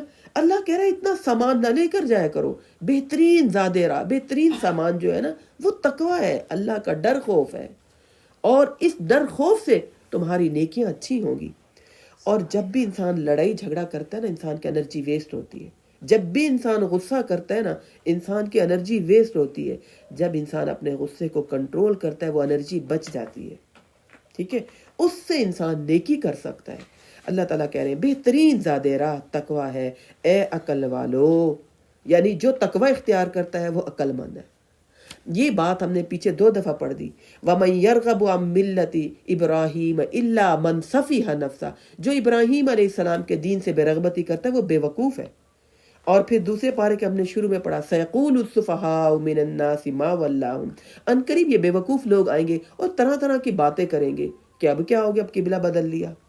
عقل مند اعتراض نہیں کرتے، وہ فرما برداری کرتے ہیں، وہ بات مان لیتے ہیں. یہاں اللہ تعالیٰ کہہ رہے ہیں عقل والے وہ ہیں جو اللہ سے ڈرے، اور جو اللہ سے نہیں ڈرتا وہ کوئی عقل مند نہیں ہے، اپنا نقصان کر رہا ہے، دنیا بنانے میں لگا ہوا ہے. بھئی دنیا تو چھوڑ جانی ہے. آنکھ بند ہوتی وہ دوسروں کا مال بن جاتا ہے، وہ اس پہ لڑ رہے ہوتے ہیں زیادہ بنا جاتے، اتنا تھوڑا کیوں بنایا.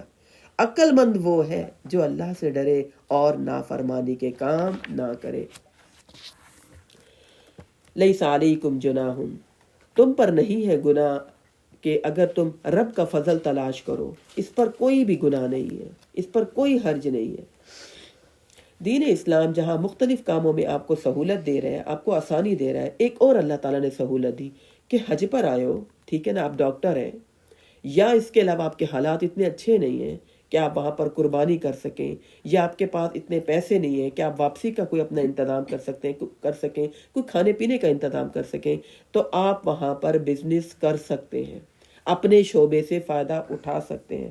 کوئی بھی چیز آپ لے جائیں اپنے ملک سے، وہاں پر جا کر آپ تجارت کر سکتے ہیں. اس پر کوئی گناہ نہیں ہے کہ تم اللہ کا رزق تلاش کرو. نیت صرف یہ ہو کہ اپنی ضروریات پوری کرنا ہے، نیت یہ نہ ہو کہ بزنس کرنے کی نیت سے جا رہے ہیں، مقصد بزنس کرنا نہ ہو، مقصد یہ ہو کہ اپنی سہولت کے تحت، اپنی سہولت کے مطابق، اپنی ضروریات کے مطابق پیسہ کما لیں۔ تو لہذا حج کے مناسک میں اگر ایسا کریں گے تو خشوع و خضوع نہیں رہے گا۔ اگر ہم بزنس کرنے میں لگ جائیں گے تو پھر کیا ہوگا؟ خشوع و خضوع نہیں رہے گا۔ لیکن اللہ نے سہولت دے دی کہ تم وہاں پر بزنس کر سکتے ہو۔ پھر جب عرفات کے میدان سے واپس آؤ تو پھر مزدلفہ پہنچ کر پھر اللہ کا ذکر کرو، ٹھیک ہے؟ حج ہو رہا ہے، حج ہونے کے ساتھ حج ہے ہی مختلف جگہوں پہ جانے کا نام۔ میں سمجھتی تھی پہلے پتہ نہیں حج کیا ہے، حج کیا ہے۔ وہ بچپن میں ہی دکھاتے تھے کہ بھئی وہ بیت اللہ کے قریب طواف کر رہے ہیں اور لبیک اللہم لبیک، میں سمجھتی تھی شاید یہی حرم میں ہی حج ہو جائے گا۔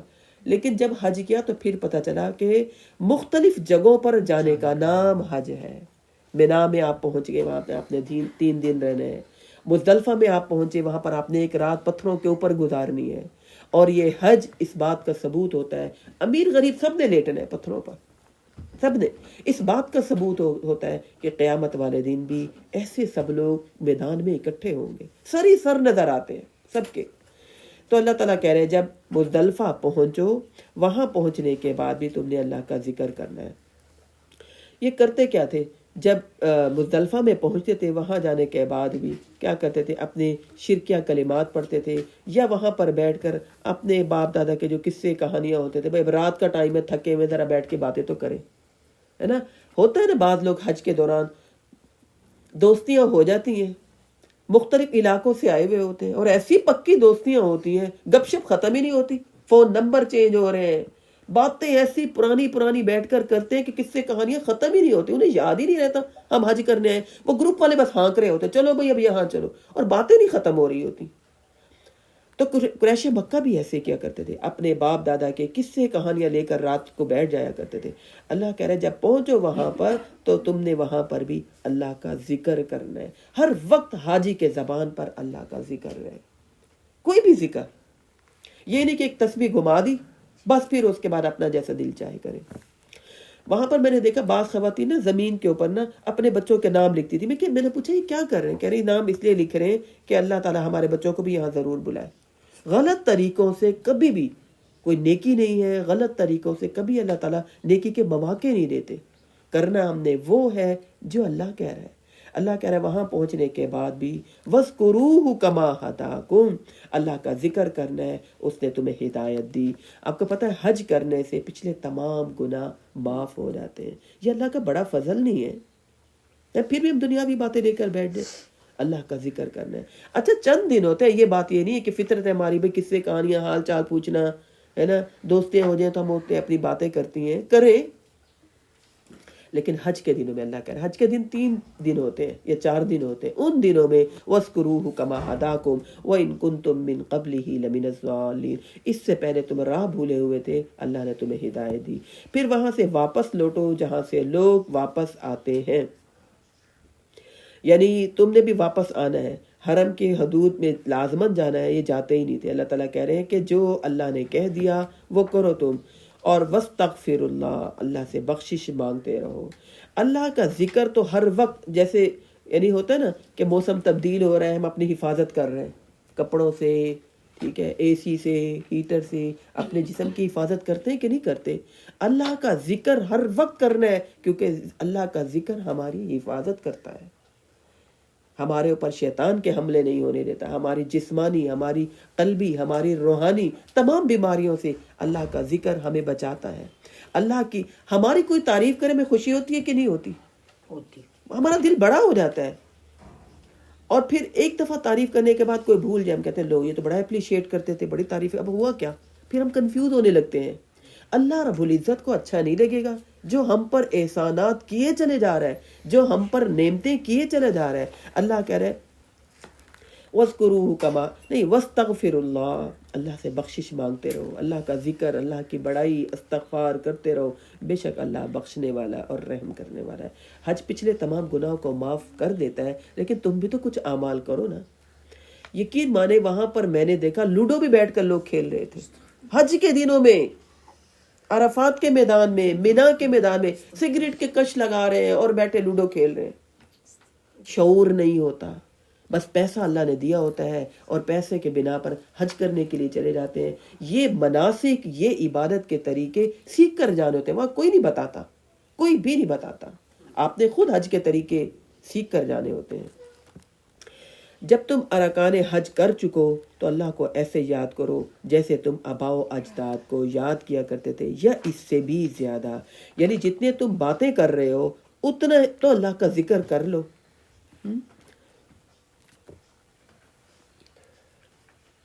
فَمِنَ النَّاسِ مَن يَقُولُ رَبَّنَا، دعا کی بات ہو رہی تھی نا کہ ذکر کرو، دعائیں مانگو، تو یہاں پر اللہ تعالیٰ نے دعا ہمارے سامنے رکھ دی۔ لوگوں میں سے کچھ ایسے ہوتے ہیں جو کہتے ہیں اے ہمارے رب ہمیں سب کچھ دنیا میں دے دے۔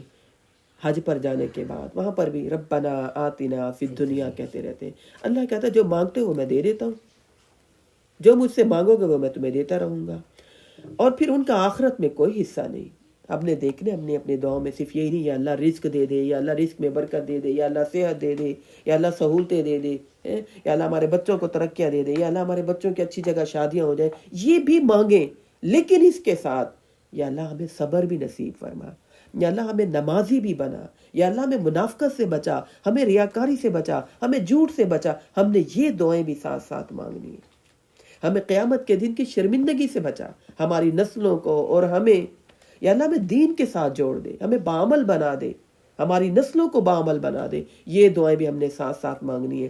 اگر نہیں مانگیں گے تو اللہ کہہ رہا ہے دنیا مانگیں گے تو میں دنیا دے دوں گا۔ اور لوگوں میں سے کچھ ایسے جو کہتے ہیں ہمارے رب، بڑی پیاری یہ دعا ہے، یہ میرے خیال میں طواف کرتے ہوئے یہ دعا ہم پڑھتے ہیں، ربنا آتنا فی الدنیا حسنہ وفی الآخرۃ حسنۃ وقنا عذاب النار۔ جنہوں نے دنیا اور آخرت کی بھلائیوں کی دعا کی، اللہ ان کو دنیا میں بھی اجر دیتا ہے، اللہ ان کی دنیا کی دعائیں بھی سنتا ہے، اور چونکہ وہ آخرت کو یاد رکھتے ہیں اللہ انہیں آخرت میں بھی وقنا عذاب النار، جو یہ کہتے ہیں یا اللہ ہمیں جہنم کے آگ سے بچانا، تو اللہ ان کی یہ دعا کو بھی قبول کرتا ہے۔ تو یہ جو اللہ تعالیٰ کہہ رہے ہیں کہ مجلسوں میں حج پر گئے ہوئے ہو تو مجلسوں میں بیٹھ کر اللہ کا ذکر کیا کرو۔ تو ہم لوگ بھی جب مسجد میں جاتے ہیں، ٹھیک ہے نا، مسجد میں نماز پڑھنے کے بعد ہمیں بھی اللہ کا ذکر کرنا چاہیے، اور ہمیں بھی قرآن کی محفلوں میں بھی قرآن کی مجلس ختم ہونے کے بعد دعائیں مانگ کر پھر باتیں کرنی چاہیے۔ یہ آداب ہے۔ ہوتا یہ ہے کہ جیسے کلاس ختم ہوتی ہے، سبق ختم ہوا، آپ لوگوں کی باتیں شروع ہو جاتی ہیں، دعائیں پڑھ کے پھر اپنی باتیں دنیاوی شروع کریں۔ اسی طرح مسجد میں بھی جانے کے بعد نماز پڑھ کے، نماز کے بعد یعنی وہ فضیلت ہے نا کہ جس نے کسی سے دنیاوی بات کیے بغیر آیت الکرسی پڑھی، جنت کے 8 دروازے اس کے لیے کھلے ہوں گے۔ آیت الکرسی پڑھیں، پھر اس کے بعد جو دنیاوی باتیں کرنی ہیں، ویسے تو مسجد میں دنیاوی باتیں کرنی ہی نہیں چاہیے، لیکن کوئی ضروری بات کرنی ہے تو وہ کر سکتے ہیں۔ تو دعا سکھا دی، ربنا آتنا فی الدنیا حسنہ وفی الآخرۃ حسنۃ وقنا عذاب النار۔ ایسے لوگوں کو اپنی اپنی کمائی کا حصہ دونوں جگہ ملے گا، یعنی دنیا میں بھی اور آخرت میں بھی، اور اللہ فوراً بہت جلد حساب دینے والا ہے۔ دنیا بھی مانگتے ہیں، آخرت بھی مانگتے ہیں، ہماری دنیا کے معاملات بھی صحیح ہوتے ہیں اور آخرت کے معاملات بھی اللہ صحیح کرتا ہے۔ ان گنتی کے دنوں میں اللہ کو خوب یاد کیا کرو، پھر اگر کوئی شخص جلدی کر کے 2 دنوں میں واپس ہو جائے تو بھی اس پر کوئی گناہ نہیں۔ مینا کے میدان میں 3 راتیں رہنی ہوتی، اگر کوئی 2 راتیں رہے تو واپس آ جائے، تیسری رات نہ رہے تو اللہ تعالیٰ کہہ رہے ہیں اس پر کوئی گناہ نہیں، مینا سے اگر جلدی واپس آ جائے۔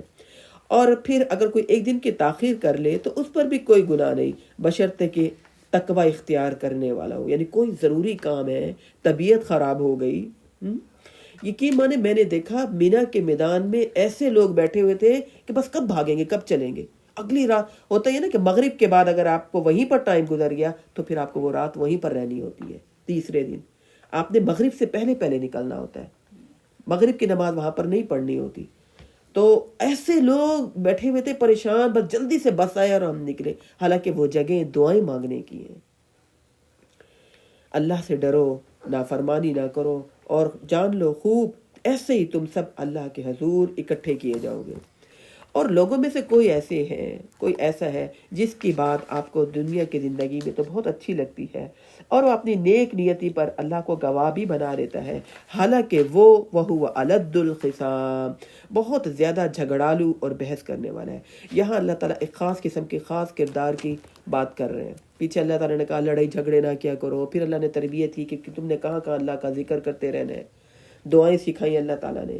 یہاں پر اللہ تعالیٰ ایک شخص کا تذکرہ کر رہے ہیں کردار کا، کہ وہ ایسا ہے جو اپنی باتوں سے تو دوسروں کا دل لبھا دیتا ہے، لیکن اس کا دل شر اور نفرت سے بھرا ہوا ہے، دو چہرے والا انسان ہے۔ جب بولتا ہے تو ایسا بولتا ہے کہ دلکش گفتگو کرتا ہے، لیکن جب وہ سننے والا اس کی گفتگو سے دھوکہ کھا دیتا ہے، اور وہ دوسروں کو یقین دلانے کے لیے خوب قسمیں بھی کھاتا ہے، دین کی بات بھی کرتا ہے، لیکن وہ ہے بہت سخت جھگڑالو انسان۔ یعنی جب اس کو موقع ملتا ہے فوراً وہ جھگڑنے لگتا ہے، فوراً وہ لڑنے لگتا ہے، مرضی کے خلاف کام ہوا نہیں، مرضی کے خلاف کوئی بات ہوئی نہیں تو وہ پھر لڑتا ہے، لیکن ویسے بڑی اچھی گفتگو کرتا ہے، اس کو اپنے پہ کنٹرول نہیں ہے۔ اور پھر جب وہ ایسی باتیں کرنے کے بعد وَإِذَا تَوَلَّىٰ سَعَىٰ فِي الْأَرْضِ، پھر جب وہ پلٹتا ہے تو اس کی کوشش یہ ہوتی ہے کہ وہ زمین میں فساد مچائے، کھیتی اور انسان کو تباہ کرے۔ اور پھر اس کے علاوہ اللہ ایسے فساد کرنے والوں کو پسند نہیں کرتا، اللہ بحث مباحث کرنے والے، اللہ جھگڑے کرنے والے مومن کو پسند نہیں کرتا۔ کمزور کردار والے فوراً لڑائی جھگڑے میں بحث میں آ جاتے ہیں، اور ان کا ایمان کمزور ہوتا ہے، وہ غرور اور تکبر میں مبتلا ہوتے ہیں کہ آپ کو نہیں پتہ ہم کون ہیں، آپ کو نہیں پتہ ہم کس خاندان کے ہیں۔ تو اللہ کہہ رہا ہے کہ ایسے لوگ جو ہیں گفتگو تو بہت اچھی کرتے ہیں، لیکن جب ان کے معاملات لوگوں کے ساتھ ہوتے ہیں تو وہ پورے بدلے لیتا ہے، ان انسانوں کو بھی نقصان پہنچاتا ہے، اور ان کو مالی بھی نقصان پہنچانا پڑے تو وہ زمین میں خوب فساد کرتا ہے۔ ایسے لوگ کمزور ارادوں والے ہیں، کمزور کردار والے ہیں، اور ایسے لوگوں کی نیتوں میں کھوٹ ہے۔ اللہ ہر ایک کی نیتوں کو خوب جانتا ہے، اور جب اس سے کہا جاتا ہے کہ اللہ سے ڈرو تو اپنی عزت کے خاطر تو گناہ کو چھوڑ دیتا ہے نا۔ جب اسے کہتے ہیں کہ بھئی آپ اتنے بڑے ہو کر آپ اس طرح اتنے چھوٹے بچے کے ساتھ، ایک کمزور عورت کے ساتھ آپ بحث کر رہے ہیں، تو جب اسے کہا جاتا ہے کہ آپ کچھ حیا کریے تو پھر تو عزت کے خاطر وہ چپ کر جاتا ہے، لیکن وہ چھوڑنے والا نہیں ہے اس کو، ایسا وہ زبان کا لڑاکا انسان ہے۔ تو لہٰذا مومن انسان جو ہے نا فوراً اپنی اصلاح کرتا ہے۔ جب بھی اس سے کوئی غلطی ہو جائے، غلطی تو ہو ہی جاتی ہے نا، کبھی بھی غصہ آ جاتا ہے، ہم بھڑک پڑتے ہیں، اور اگر دوسرا کوئی کہے کہ دیکھیں آپ تو روزے کے ساتھ ہیں، آپ روزے سے نہ لڑائی جھگڑا کریں، آپ گالی گلوچ نہ کریں، وہ فوراً رک جائے، وہ یہ نہ کہے جائیں آپ اپنا کام کریں، آپ ہوتے کون ہیں میں روکنے والے، ہمیں سب باتوں کا پتہ ہے، ہم آپ سے زیادہ نیک ہیں۔ ایسی باتیں مومن نہیں کرتا، وہ فوراً اپنی اصلاح کرتا ہے، وہ بحث مباحثے میں نہیں پڑتا، وہ جھگڑا نہیں کرتا، وہ جھگڑالو نہیں ہوتا۔ تو لہٰذا منافق جو ہے نا، ایسا انسان منافق ہے، وہ ضد میں آ جاتا ہے، وہ اکڑتا ہے، وہ کہتا ہے مجھے کون سمجھائے گا، میں تو خود بہت سمجھدار ہوں۔ تو لہٰذا ایسے انسان کا ٹھکانہ جہنم میں ہے، جو کہ بہت برا ٹھکانہ ہے۔ اور اللہ تعالیٰ ایک دوسرے کردار ہمارے سامنے رکھ رہے ہیں، ایک وہ شخص جو کہ ایسا ہے جو اللہ کے رضا کے خاطر اپنے جان بیچ دیتا ہے، یعنی خود تکلیف اٹھا لیتا ہے نا۔ کوئی 2 دنوں کا بھوکا ہے تو وہ کھانا دے دیتا ہے، آپ کھا لیں، ٹھیک ہے۔ کوئی بہت بیمار ہے، تکلیف میں ہے، وہ خود اٹھ جاتا ہے، اس کو جگہ دے دیتا ہے اللہ کی رضا کے خاطر، اگرچہ سفر میں ہے، اس نے کیا آپ کو معاوضہ دینا ہے؟ جو خود ضرورت مند ہے وہ آپ کو پلٹا کے کیا نیکی کا اس نیکی کا صلہ دے گا؟ اس کو تو خود ضرورت ہے، وہ تو خود مفلس ہے۔ ایک ایسا کردار جو اللہ کی رضا کے خاطر اپنے جان مال اپنے آرام کی قربانی دیتا ہے، اور اللہ ایسے لوگوں پر واللہ رؤوف بالعباد، اللہ ایسے بندوں پر بڑا ہی مہربان ہے۔ مومن 2 باتوں پر راضی ہوتا ہے قربانی دینے کے لیے، یا تو وہ اللہ کا حکم ہو، ٹھیک ہے، وہ اس پر راضی ہو جاتا ہے، رضیت باللہ ربا وبالاسلام دینا وبمحمد نبیا، یا یہ کہ سمعنا واطعنا، ہم نے سنا اور ہم نے مان لی۔ مومن یا تو اس طرح قربانی دیتا ہے، یا پھر وہ کہتا ہے میری تقدیر میں ایسے ہی لکھا ہوگا، مجھے ہی اکثر ہوتا ہے نا کام والیاں نہیں آتی اور ہم کام کر لیں، جب وہ آتی ہیں ہم انہیں خوب سناتے ہیں، تم دیر سے آئی اور مجھے یہ کام کرنا پڑا، اس وقت ہم یہ سوچیں تقدیر میں لکھا ہوا تھا مجھے ہی کام کرنا تھا۔ روزانہ تو آ کر ہی دیتی ہے، کوئی فرق نہیں پڑتا، اگر آج ہم نے کر لیا، اس کو آنے میں تھوڑی دیر ہو گئی تو مومن جو ہے یہ قربانیاں تب دیتا ہے یا تو جب اس کو یہ پتا ہو کہ اللہ کا حکم ہے، دوسرے کا احساس کرنا ہے، خیال کرنا ہے، دوسرے کی مدد کرنی ہے. اور اللہ تعالیٰ کہتے ہیں جب تم کسی دوسرے کی مدد میں لگتے ہو اللہ فرشتے مقرر کر کے تمہارے کام کرواتے ہیں. اور پھر دوسرا یہ کہ جب انسان اللہ کی تقدیر پر راضی ہو جائے کہ جو اللہ دے دے اس پر خوش ہیں، اور جو نہ ملے پھر بھی خوش ہیں، پھر بھی اللہ پر راضی ہے. ہماری قسمت میں ایسا ہی لکھا ہوگا. نہیں کھانا ہوگا کوئی بات نہیں. اکثر تو ایسا ہوتا ہے کہ چیز رکھی بھی ہوتی ہے اور ہمارے ذہن سے نکل جاتی ہے کہ ہم اس کو ٹائم پر کھائیں، تو تقدیر میں نہیں لکھا ہوتا. اللہ کہہ رہے ایک دوسرا کردار ہے، اس کے اندر نرمی ہے، اس کے اندر احسان والا معاملہ ہے. وہ ایک دم بھڑک نہیں اٹھتا، وہ ایک دم جوشیلا نہیں ہے، وہ ایک دم غصے میں نہیں آتا، بحث نہیں کرتا. اللہ ایسے بندوں پر خود بھی بڑا مہربان ہے جو بندوں پر مہربانی کرتے ہیں، جو بندوں کے ساتھ احسان والا معاملہ کرتے ہیں، گنجائش دے دیتے ہیں، ان کو ڈھیل دے دیتے ہیں، ان کو سہولت دے دیتے ہیں. اللہ بھی ایسے بندوں پر بڑا مہربان ہے. یعنی زبان کے تو بڑے اچھے گفتگو کرنے والے ہو جو اوپر کا کردار ہے، اور ویسے بڑے سخت ہو. تمہیں پتہ میں اصولوں کی بڑی سخت ہوں، ہے نا. دوسروں کے ساتھ ہم بڑی سختی والا معاملہ کریں، ایک یہ کردار ہے. دوسرا کردار یہ کہ اللہ سے ڈرتے ہوئے مجھ پر بھی ایسا وقت آ سکتا ہے، مجھے بھی کبھی دیر سویر ہو سکتی ہے، مجھے بھی کبھی تھکاوٹ بیماری ہو سکتی ہے، گنجائش سہولت والا معاملہ کریں. دوسرا کردار اللہ نے یہ رکھا. پہلے کردار کے بعد اللہ نے کہا اللہ ایسے لوگوں کو پسند نہیں کرتا. پہلے کردار میں اگر کوئی اسے کہے نا کہ دیکھو آپ کی یہ غلطی آپ اصلاح کر دیں، وہ اصلاح نہیں کرتا، وہ کہتا تم ہوتے کون ہو ہمیں کہنے والے. دوسرے کردار میں اس کے اندر نرمی ہے، اگر کوئی اصلاح کی بات کر بھی دے تو وہ پھر اپنے آپ کو فوراً ہی پلٹا دیتا ہے. اللہ ایسے لوگوں پر بڑا خود بھی مہربان ہے. اے ایمان والو اسلام میں پورے کے پورے داخل ہو جاؤ. یہاں پر اللہ تعالیٰ کہہ رہے ہیں کہ دیکھو نماز، عمرہ، حج، غلط خیالات بھی صحیح کرو، کردار بھی اپنا صحیح رکھو، اور اس کے علاوہ نماز روزہ بھی پڑھ لو. لیکن اسلام یہ مطالبہ نہیں کرتا. اسلام کہتا ہے پورے کے پورے اسلام میں داخل ہو. یا ایھا الذین آمنوا ادخلوا فی السلم کافہ، پورے کے پورے داخل ہونا. جیسے کہ ہم گاڑی میں بیٹھے ہیں، ہم کہیں بھائی ہم نے فائدہ اٹھانا ہے، ہم کبھی ایسا کریں گے کہ آدھا جسم گاڑی میں ہو اور آدھا باہر ہو، ہم کہیں چلاؤ. اس سے کیا ہوگا؟ ہم گر جائیں گے، ہے نا، ہمیں نقصان پہنچے گا، ہم اپنے منزل مقصود تک نہیں پہنچ پائیں گے. تو اسلام میں پورے کے پورے آنا ہے، خود کانٹ چھانٹ نہیں کرنی. یہ کام ٹھیک ہے، یہ آسان ہے، یہ کر لیں، یہ مشکل ہے. اس کا اللہ تعالیٰ نے کہا افتؤمنون ببعض الکتاب وتکفرون ببعض، تم آسان باتوں پر عمل کرو اور مشکل باتوں کو چھوڑ دو، پھر میں ایسے جن باتوں پر تم نے عمل کیا ہوتا ہے پھر میں تمہیں اس کا کوئی صلہ نہیں دیتا. تم نے تو اپنی منمانی کی، مشکل حکم بھی ہوں، مرضی کے خلاف بھی ہوں، معاشرے کے خلاف بھی جا رہے ہو، لوگ آپ پر باتیں بھی، انگلیاں بھی اٹھا رہے ہو، باتیں بھی کر رہے ہو، پھر بھی آپ نے پورے کے پورے دین میں داخل ہونا ہے. یہ کبھی بھی نہیں سوچنا کہ یہ حکم مشکل ہے، اس پر ہم عمل نہیں کر سکتے.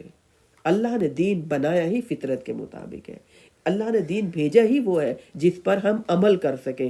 لہذا اللہ تعالیٰ کہہ رہے ہیں اگر تم یہ کانٹ چھانٹ کرتے ہو نا، وَلَا تَتَّبِعُوا خُطُوَاتِ الشَّيْطَانِ، پھر تم شیطان کی پیروی کرتے ہو.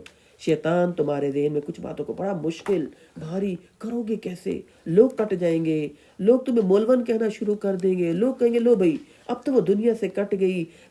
شیطان تمہارے ذہن میں یہ بات ڈالے گا بچوں کی شادیاں کر لو، پھر کر لینا، ہے نا، ابھی بڑے دنیا کے معاملات ہیں، سمیٹ لو، بڑھاپا آئے گا سبھی نیک ہو جاتے ہیں، پھر حج کر لینا، پھر کر لینا. اللہ کہہ رہا ہے شیطان کے ایسے عذر بہانوں میں، ایسے وسوسوں میں نہ آیا کرو. بے شک وہ تو تمہارا کھلم کھلا دشمن ہے. اس نے اعلان کہہ دیا تھا کہ یا اللہ میں تیرے بندوں کو بہکاؤں گا، فَأَذَلَّهُمَ الشَّيْطَانُ، میں ان سب کو بہکاؤں گا. آدم اور حوا کو بھی بہکایا، اس نے تو قسمیں کھائی ہیں، سب کو میں بہکاؤں گا. تو لہذا یہ تمہارا دشمن ہے.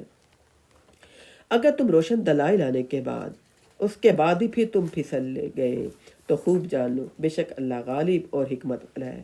یعنی تمہیں دین سمجھ آ جائے، تمہارا دورہ قرآن ہو جائے، تم پورے قرآن مجید کو پڑھ لو، اور پھر تم بھی سوچو کہ نہیں یہ تو بڑا مشکل ہے. تمہارے دل تبدیل ہونے چاہیے، تمہارے اعمال تبدیل ہونے چاہیے. نبی اکرم صلی اللہ علیہ وسلم نے فرمایا بارش ہوتی ہے، اور بارش جس زمین پر ہوتی ہے، زمینیں 3 طرح کی ہوتی ہیں. آپ نے فرمایا ایک ایسی زمین ہوتی ہے جس پر بارش ہوتی ہے، زمین پانی جذب کر لیتی ہے اور زمین نرم ہو جاتی ہے، اس میں سے پھر کیا نکلتا ہے؟ سبزہ نکلتا ہے، پھل پھول نکلتے ہیں، اس سے پھر فائدہ زمین بھی اٹھاتی ہے. ایک ایسی بارش ہے. جس سے زمین بھی فائدہ اٹھا رہی ہے، اس سے لوگ، انسان، جانور بھی فائدہ اٹھا رہے ہیں۔ آپ نے فرمایا یہ وہ لوگ ہیں جو دین اسلام کو پڑھتے سمجھتے، قرآن کو پڑھتے اور سمجھتے ہیں، ان کے دل نرم ہو جاتے ہیں، وہ خود بھی فائدہ اٹھاتے ہیں، وہ خود بھی عمل کرتے ہیں اور دوسروں کو بھی بتاتے ہیں۔ یہ دیکھیں، یہ آپ نے نماز میں نا سجدہ ایسے کیا، آپ ایسے کر لیں، اور دوسروں کو بھی بتاتے ہیں۔ اور آپ نے فرمایا کچھ بارش ایسی زمین پر ہوتی ہے جو سخت ہوتی ہے، اندر تو وہ جذب نہیں کرتی لیکن پانی اوپر ٹھہرا رہتا ہے، پھر کیا ہوتا ہے، لوگ اس کے پانی کو اٹھا کر اور زمین پہ لگا دیتے ہیں، اس سے جانور پانی پی لیتے ہیں۔ آپ نے فرمایا کچھ لوگوں کا دل سخت ہوتا ہے، کہتے ہیں اچھا کر لیں گے، اچھا کر لیں گے، وہ سستیاں کرتے ہیں، وہ غفلت کرتے ہیں، وہ جذب نہیں کرتے۔ جب خود جذب نہیں کرتے تو خود بھی عمل نہیں کریں گے اور دوسروں کو بھی کیسے خیر بتائیں گے، ہے نا؟ تو پھر بھی وہ یہ کرتے ہیں، وہ دوسروں کو خیر کی بات بتاتے رہتے ہیں، دوسرے عمل کر لیتے ہیں، وہ اپنے آپ کو سمجھتے ہیں ہمارے لیے تو بڑی گنجائش ہے، ہم بڑے نیک ہیں، ہم بڑا اچھا قرآن پڑھتے، پڑھاتے، سمجھتے، سمجھاتے ہیں، ہم بڑا اچھا عمرہ کرائے ہوئے ہیں، ہم تہجد پڑھتے ہیں، ہم نے دوسروں کو بتانی ہے دین کی بات۔ اور تیسرے قسم کے لوگ وہ ہوتے ہیں، نبی اکرم صلی اللہ علیہ وسلم نے فرمایا جب بارش برستی ہے زمین اتنی سخت ہوتی ہے، نہ وہ جذب کرتی ہے نہ وہ پانی ٹھہرتا ہے، پانی بہہ جاتا ہے۔ وہ لوگ ہوتے ہیں جو سخت دل کے ساتھ سنتے ہیں، غفلت کے ساتھ سنتے ہیں، نہ ہی وہ ان کے اندر اترتا ہے، نہ ہی وہ خود فائدہ اٹھاتے ہیں، نہ ہی وہ کسی دوسرے کو کبھی خیر کی بات کرتے ہیں، نہ ہی وہ دوسروں کو کبھی بتاتے ہیں، جیسے آئے ویسے گئے۔ تو یہ دورہ قرآن ہمارا ایسا نہ ہو۔ اللہ مجھے اور آپ کو، ہم سب کو عمل کرنے کی توفیق دے، ہمارے دلوں میں باتیں اتریں، ہماری نیتیں خالص کر دیں، جن جن کاموں میں اللہ تعالیٰ کہتے ہیں اللہ سے ڈر جاؤ، ہمارے دلوں میں تقویٰ آ جائے۔ ہم تو ذرا سی بھی تکلیف برداشت نہیں کر سکتے، دوائی دیں بھئی پیٹ میں درد ہے، سر میں درد ہے، کوئی پین کلر کا انجیکشن لگوائیں، ہم جہنم کی سزائیں کیسے برداشت کریں گے؟ شیطان نے ہمیں دھوکے میں رکھا ہوا ہے، سب معاف ہو جائے گا، دنیا تو بناؤ، اور بھائی دنیا تو گزر ہی جانی ہے جو ہماری قسمت میں ہے، ہم دنیا میں تو بھیجے اس لیے گئے، اپنی آخرت بنائیں، اپنی اگلی زندگی کو سنواریں۔ تو اللہ کہہ رہے ہیں اگر روشن دلائل آنے کے بعد پھر بھی یہ پھسل گئے، شیطان کی باتوں میں آ گئے، جان لو اللہ غالب ہے، بدلہ لے سکتا ہے، اللہ پکڑ سکتا ہے، اللہ خوب حکیم ہے، اللہ ڈھیل دے دیتا ہے، جب آئیں گے نا میرے پاس پھر ان کو سخت سزا دوں گا۔ یہ لوگ اس انتظار میں ہیں کہ اللہ تعالیٰ اور فرشتے بادلوں کے سائے میں ان کے پاس آ جائیں، یعنی کوئی نہ کوئی، غیب پر ایمان نہیں ہے نا، غیب پر ایمان ہی تو انسان کو عمل پر مجبور کرتا ہے کہ کرو ایمان، قیامت کا دن ہے۔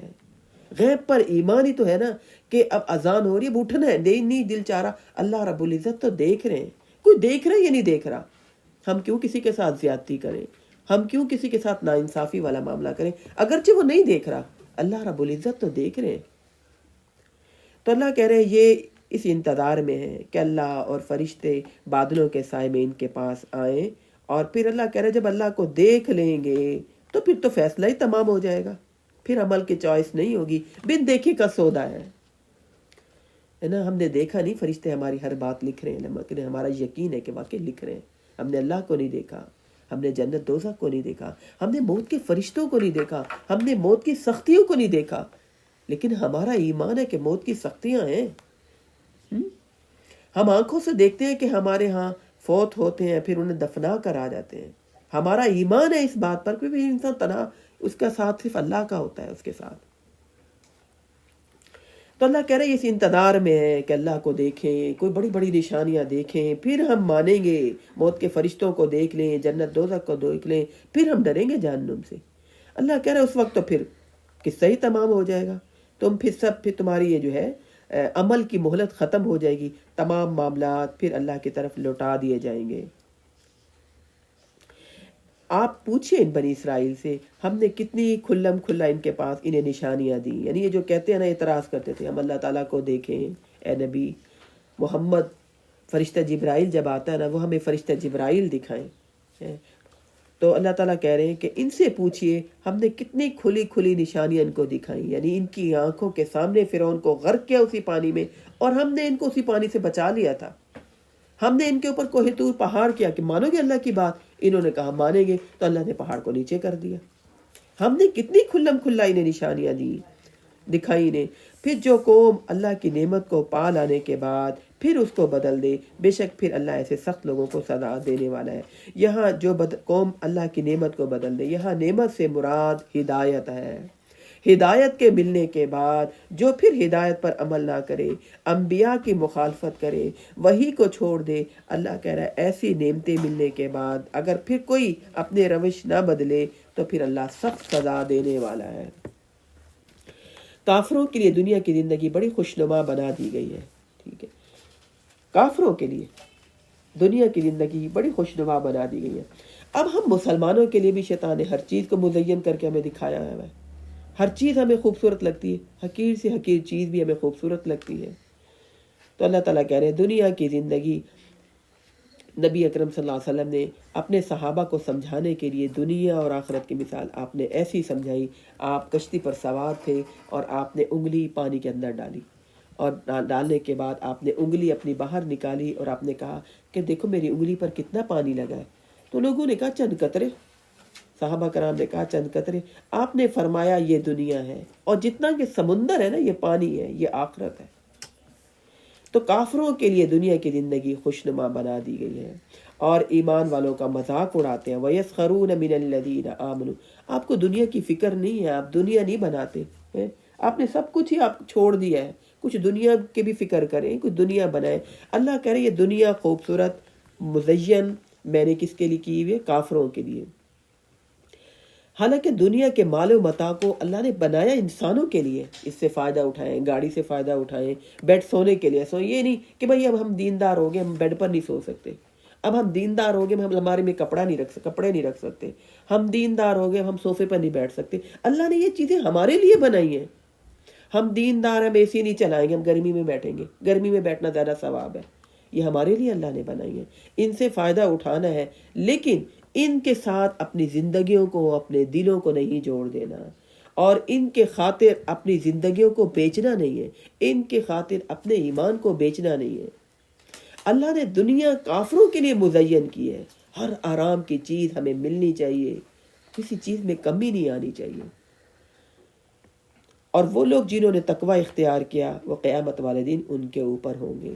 یعنی جو مومن ایمان لاتے ہیں، ایمان لانے کے بعد انہیں جانی، ہم نے یہ کل پڑھی تھی نا آیت، وَلَنَبْلُوَنَّكُمْ بِشَيْءٍ مِّنَ الْخَوْفِ وَالْجُوعِ وَنَقْصٍ مِّنَ الْأَمْوَالِ وَالْأَنفُسِ وَالثَّمَرَاتِ وَبَشِّرِ الصَّابِرِينَ. ان پر آزمائشوں والی زندگی آئی. مال کی تنگی، خوف ہر وقت، جانوں کی کمی، جوان بیٹا فوت ہو گیا، جوانی میں بیوہ ہو گئے، ٹھیک ہے، پھلوں کی کمی، جانوں کی کمی.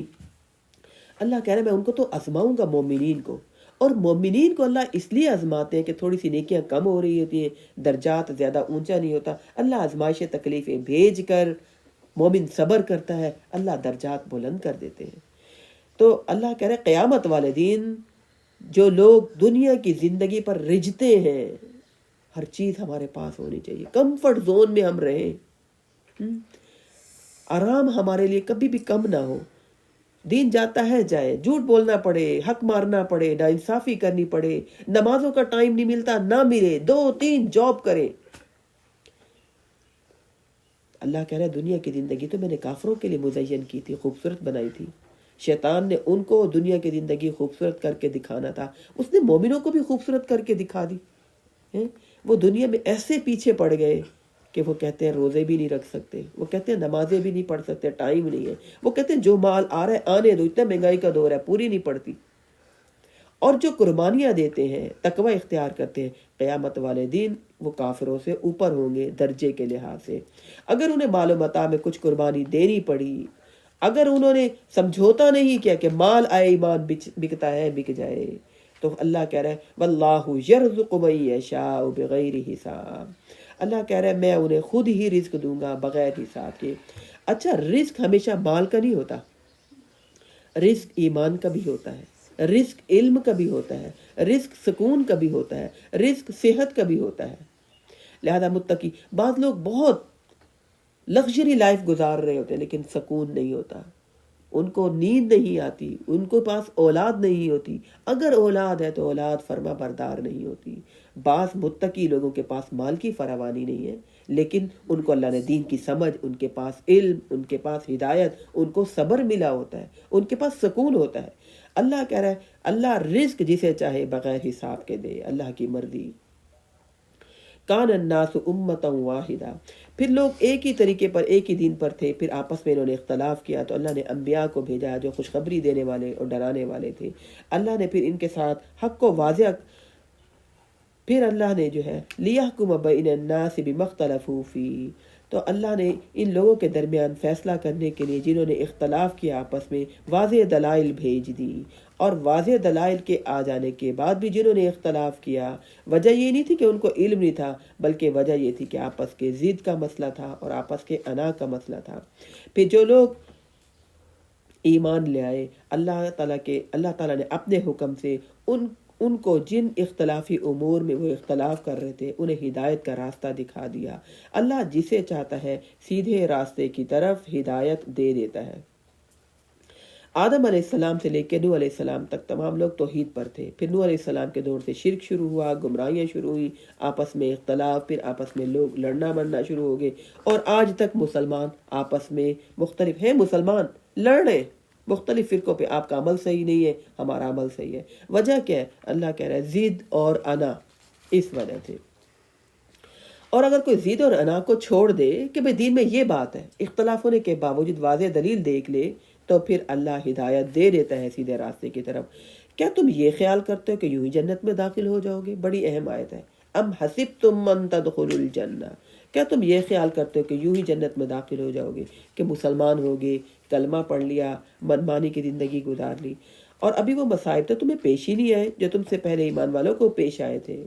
ان پر تو اس قدر بأساء والضراء وزلزلوا، ان پر سختیاں آئیں، مصیبتیں آئیں، حتیٰ کہ ان کو اتنی تکلیفیں آئیں کہ ان کو ہلا کر رکھ دیا گیا، اور پھر وہ کہنے لگے اپنے رسول سے، سب ایمان والے پکار اٹھے کہ اللہ کی مدد کب آئے گی؟ اللہ نے فرمایا خوب سن لو، اللہ کی مدد آ ہی جاتی ہے، اللہ کی مدد قریب ہے۔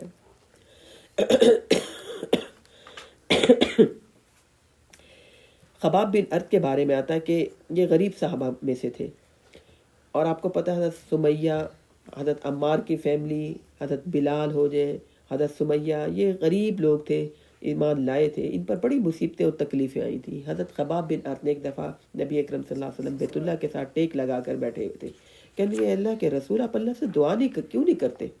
آپ اٹھ کر بیٹھے اور آپ کا چہرہ سرخ ہو گیا۔ آپ نے فرمایا خباب تمہیں پتہ ہے اس سے پہلے لوگوں کو گوشت اور پٹھوں میں ہڈیوں تک لوہے کی کنگھیاں چلائی گئی کہ ان کی گوشت اور ہڈیاں الگ ہو گئی، ان کے اندر لوہے کے آروں سے ان کے جسم کو الگ کر دیا کہ کیوں ایمان لائے ہو؟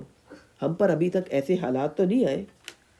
تو لہذا یہاں پر اللہ تعالیٰ کہنے کہ تم سمجھتے ہو کہ ایسے زبانی کلامی کہ ہم مسلمان ہو گئے، تمہارے درجات ایسے بلند ہو جائیں گے، مصیبتیں آئیں گی، بیماریاں آئیں گی، تکلیفیں آئیں گی، مرضی کے خلاف حالات ہوں گے۔ مجھے ایسا لگتا ہے کہ ہر ایک کا امتحان ہو رہا ہے ہم میں سے، کسی کا امتحان زیادہ مشکل ہوتا ہے، کسی کا امتحان زیادہ آسان ہوتا ہے، امتحان تو سب کا ہو رہا ہوتا ہے، کسی کا چھوٹا کسی کا بڑا۔ لہذا ہر ایک کو اللہ کی طرف رجوع کرنا چاہیے اور فکر کرنی چاہیے اس بات پر کہ ہم امتحان میں فیل نہ ہو جائیں، ہم ناشکری گلے شکوے نہ کریں۔ تو لہذا امتحان تو آئیں گے۔ یسألونک ماذا ینفقون، لوگ آپ سے پوچھتے ہیں کیا خرچ کریں، ان سے کہیے جو بھی تمہارے پاس زائد ہے، قل ما انفقتم من خیر، جو بھی تمہارے پاس زائد ہے، خیرین سے مراد زائد مال، زائد کپڑے، زائد برتن، جو تمہارے استعمال میں ہی نہیں ہے، دوسرے کو دے دو، دوسرے کے کام آ جائیں گے۔ تو لہذا وہ جو ہے اس پر خرچ کرے، اور پھر اس کے بعد فلیل والدین، والدین پر بھی، رشتہ داروں پر بھی، یتیموں پر، مسکینوں پر اور مسافروں پر خرچ کرے۔